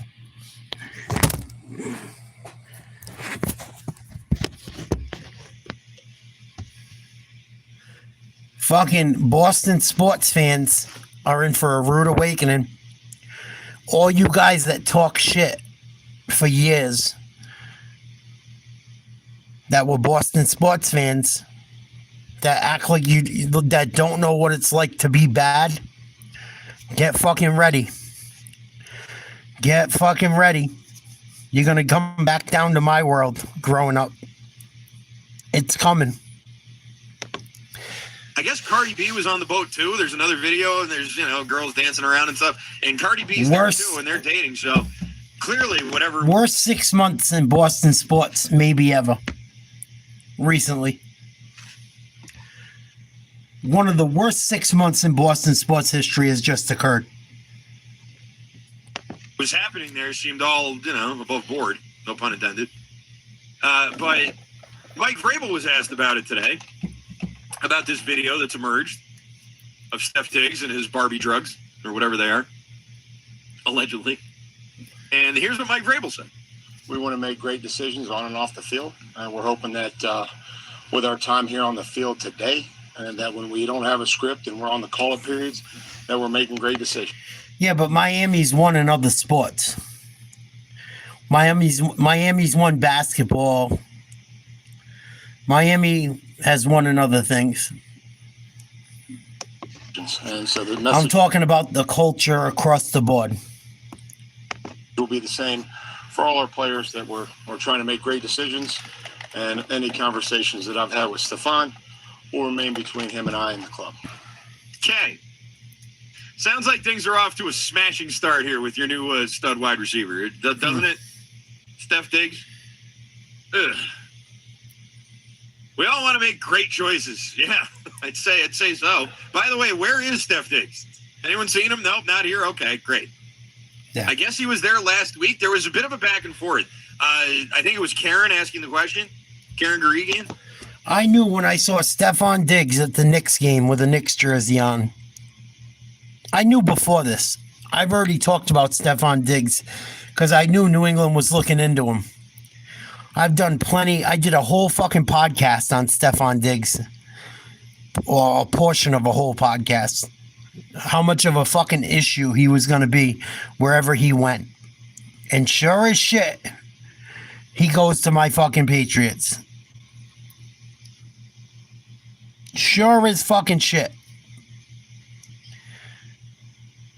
And here we are with the fucking Cardi B bullshit.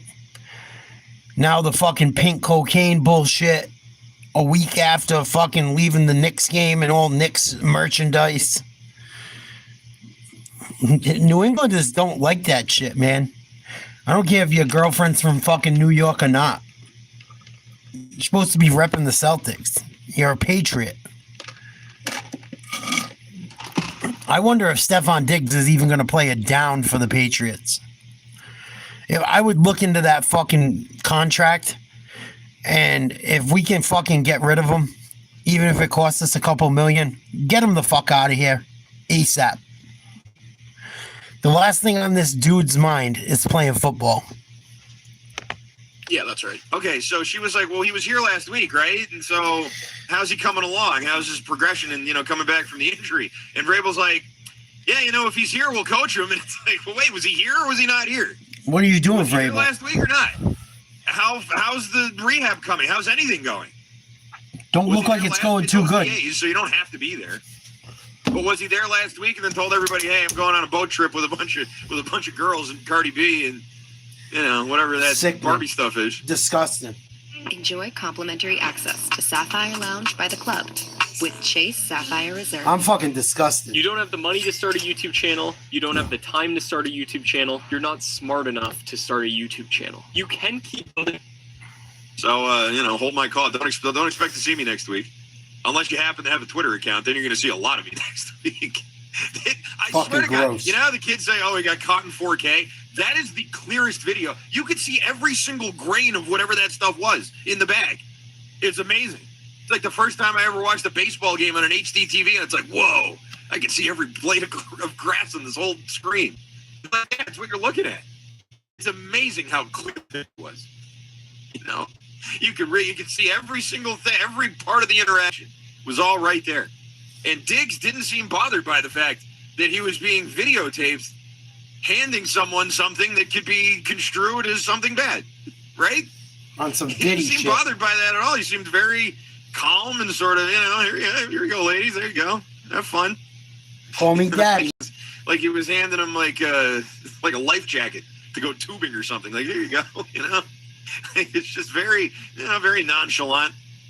I guess if you're Steph Diggs, you don't bag Cardi B and all the other ladies he's been rumored to be connected to. If you're high strung like a nighttime radio host all the time, Yeah. it probably wouldn't work. Anyway, I also saw a video today posted by our own Tom Carroll of the first two wide receiver reps of the day. They went to Jalen Polk and Javon Baker. Simple crossing routes, and they both dropped the ball. Of course they did. First two balls that came out. One came to Polk, he dropped it. The one came to Baker, and it almost looked like he swatted it down. I don't know if he caught it very quickly and threw it down, or if he missed it, or what exactly happened. But it hit the ground. And I just sort of remember going, oh. And Steph Diggs is, oh. Yeah, and Diggs is on a boat with hose. What's the rookie's name? Kyle Williams? Kyle, buddy, we're going to need a lot from you this year. I think Kyle Williams is going to have to step up big. He's going to have to be the X factor on the offense. Which brings me to my main point here, which is if Kyle Williams is someone that the Patriots are going to have to really rely on this year, then this offseason was a failure. Yeah. If that's the way that they're going to be looking at this in the wide receiver room, wide receiver being a big, big position that they had to really rework in the offseason. We have got to help our guy out. We have got to help Drake May out at this position. We have got to improve. We have all these young players. Half of them can't get on the field. We got to bring in some veteran presence. We got to bring in someone who can maybe mentor these kids. Where's Stephon Diggs? Oh, yeah. Oh, there he is. Yeah, exactly. On the boat with Exactly. Cardi B and several young women who were all very. This is why I didn't want to stuff. This is why the Patriots shouldn't have touched him with a 10-foot pole. Even if he was going to play for $1 million, I wouldn't have took him. I'm not surprised. I called this shit 6 months ago. I called this shit 6 to 8 months ago. I knew it. I knew it the minute the Patriots lost that first overall pick. That we were going to end up with this fucking idiot. I fucking knew it. I knew it. There was no one else out there. There was no one else out there interested coming to New England. And he's coming off a huge injury. And he's a complete fucking Momo off the field. He's a Momo on the field.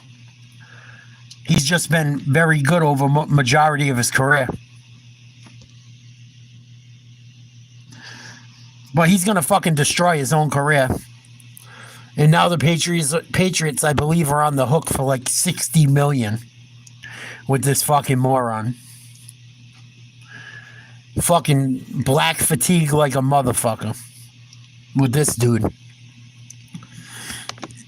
Very eager for him to share his whatever that was. This is a little bit more. Mike Vrabel talking about Diggs, and not necessarily the boat thing, but what Diggs has been doing since he showed up and how it's sort of been with him since he first got there. And just listen to the way that Vrabel answers this. He was here last week. According to a video. Everything that we're going to do, Karen, is we're going to coach the guys that show up at 8. The ones that say, hey, I got a situation, we'll be at 8:05. We'll coach those as well. This is a voluntary part of our off-season program. Oh, Vrabel, stop it. Every player that's not here, which there aren't many, have been in communication with me and their position coaches. Okay, stop it right there. I know there's more, but just stop it right there for a second. Stop when it, he was Mikey. there last week. Karen, we're not going to talk about people who are okay? If you're here at 8 o'clock or you say I got a problem, I'll be here at 8:05, then that's fine. We can work on that. That's not so coded language there, isn't it? Yeah. Is Diggs showing up on time? Is he making it? That's what that sounded like to me. Someone says they're going to be here at 8, great. If they say I got a thing, I'll be at 8:05, fine. If it's Steph Diggs and he shows up an hour after we all got here, then that's something else. That's what it sounds like he was sort of getting at there. It's optional. He doesn't have to be there for every single one of them, but I wonder if maybe he's already upset the new head coach a little bit. You think? The new guy in town here. I wonder if maybe there's a little bit of that going on. And listen, we're talking about a wide receiver who has been notoriously difficult to deal with in every single stop he's been in. Listen to the rest of this now. Based on what you've seen from the times he's been around, how would you say he's progressing? Again, the timeline, We don't know. prognosis, and everything. No one knows how he's progressing. No one's seen him do a fucking thing other than party and bullshit. Again, we're working hard to get him back and to be ready to go. But, What is that? That's not an answer. No. The timelines and the prognosis, and we're working to get him back. That's not an answer to a question. Nope. That's nothing to do with what she asked you. Well, how's he been when he's been here? Well, the timeline and the prognosis and the what? What are you talking about? That was a simple question. I think you got a problem there with Diggs. I think there may be a problem brewing. You think? It's not a big problem, obviously. It's May 28th. But I keep an eye on that. You think? I'm keeping an eye on that. Especially if more videos emerge. Because, wow. You think you got a problem? No, you got a problem. You got a fucking problem. I think we have a problem. No, you got a problem. Stephon Diggs is a fucking moron. And you should have known better before you signed him. They knew better. They fucking knew better. Dude's a fucking shit bum. He's a fucking shit bum. Everyone and their mother knows it. Every single team is when they did the fucking little stupid game about if there was one teammate you can't date, you don't want to date your sister, who would it be? Stephon Diggs. I would never go after a guy that his teammate said that about him. Never. Never. Never.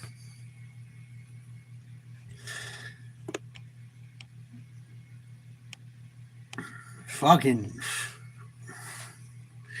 This is going to be a fucking long year for the Patriots dealing with this idiot. Even if he plays well, he's going to end up fucking it up or something. You watch. I fucking guarantee it. Absolutely would bet every fucking dollar I have to my name. And where the fuck is Stephon Diggs' mindset at? Where's your mindset at? You're running around with your girlfriend, new girlfriend that you met while she was pregnant. You're coming over a fucking major injury. And now you're caught on a fucking boat, not going to OTAs or being involved with the team, giving out pink powder and or marijuana. Even if it was just a pink package, and it was weed in it, like people are saying. We're getting close to the start of the season, man. What the fuck are we doing? We got a young fucking second-year quarterback to worry about. We got no real number one wide receiver. You're supposed to be coming back from an injury. What the fuck? And Mike Vrabel needs to wake the fuck up. I know he's trying to fucking combat something he don't like. But if he's going to start acting like fucking Gerard Mayo, then we might as well have Gerard Mayo. And if the Patriots are going to allow this shit, then we're not going to fucking ever win again. You can't win with that type of bullshit. Not nowadays. Fucking, I am sick over this as a Pats fan. I am so fucking sick. I was sick over it the minute they signed that idiot. Fucking stupid. Stupid. Even if you're partying, why would you allow cameras to watch all that shit? Not that being sneaky is the answer, but I'm just saying. You're just going to fucking chill out and party with cameras all over you? Asking girls to call you daddy, handing out substances? With all the Diddy shit going on top of it and all that? Are you fucking nuts? Fucking crazy. Crazy.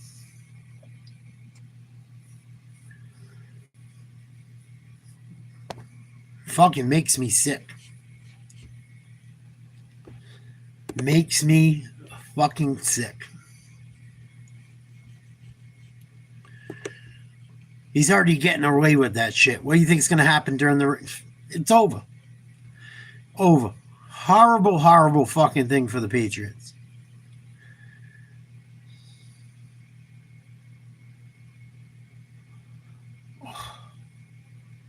Worst possible fucking thing.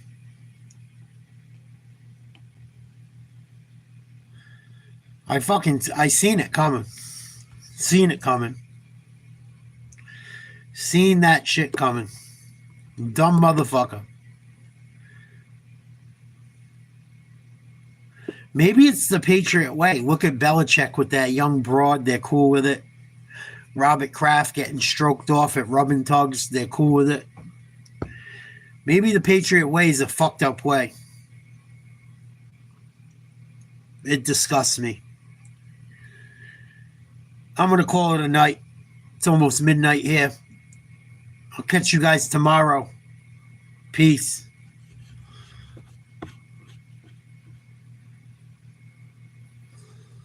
Yeah, well, it's mini camp, Montrez. Another bonehead.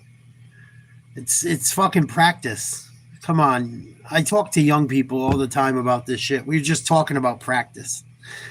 Dude, it's practice. Give it a fucking break. You guys listen to ESPN too much.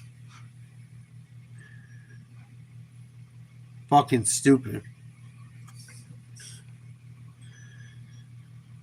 It's practice.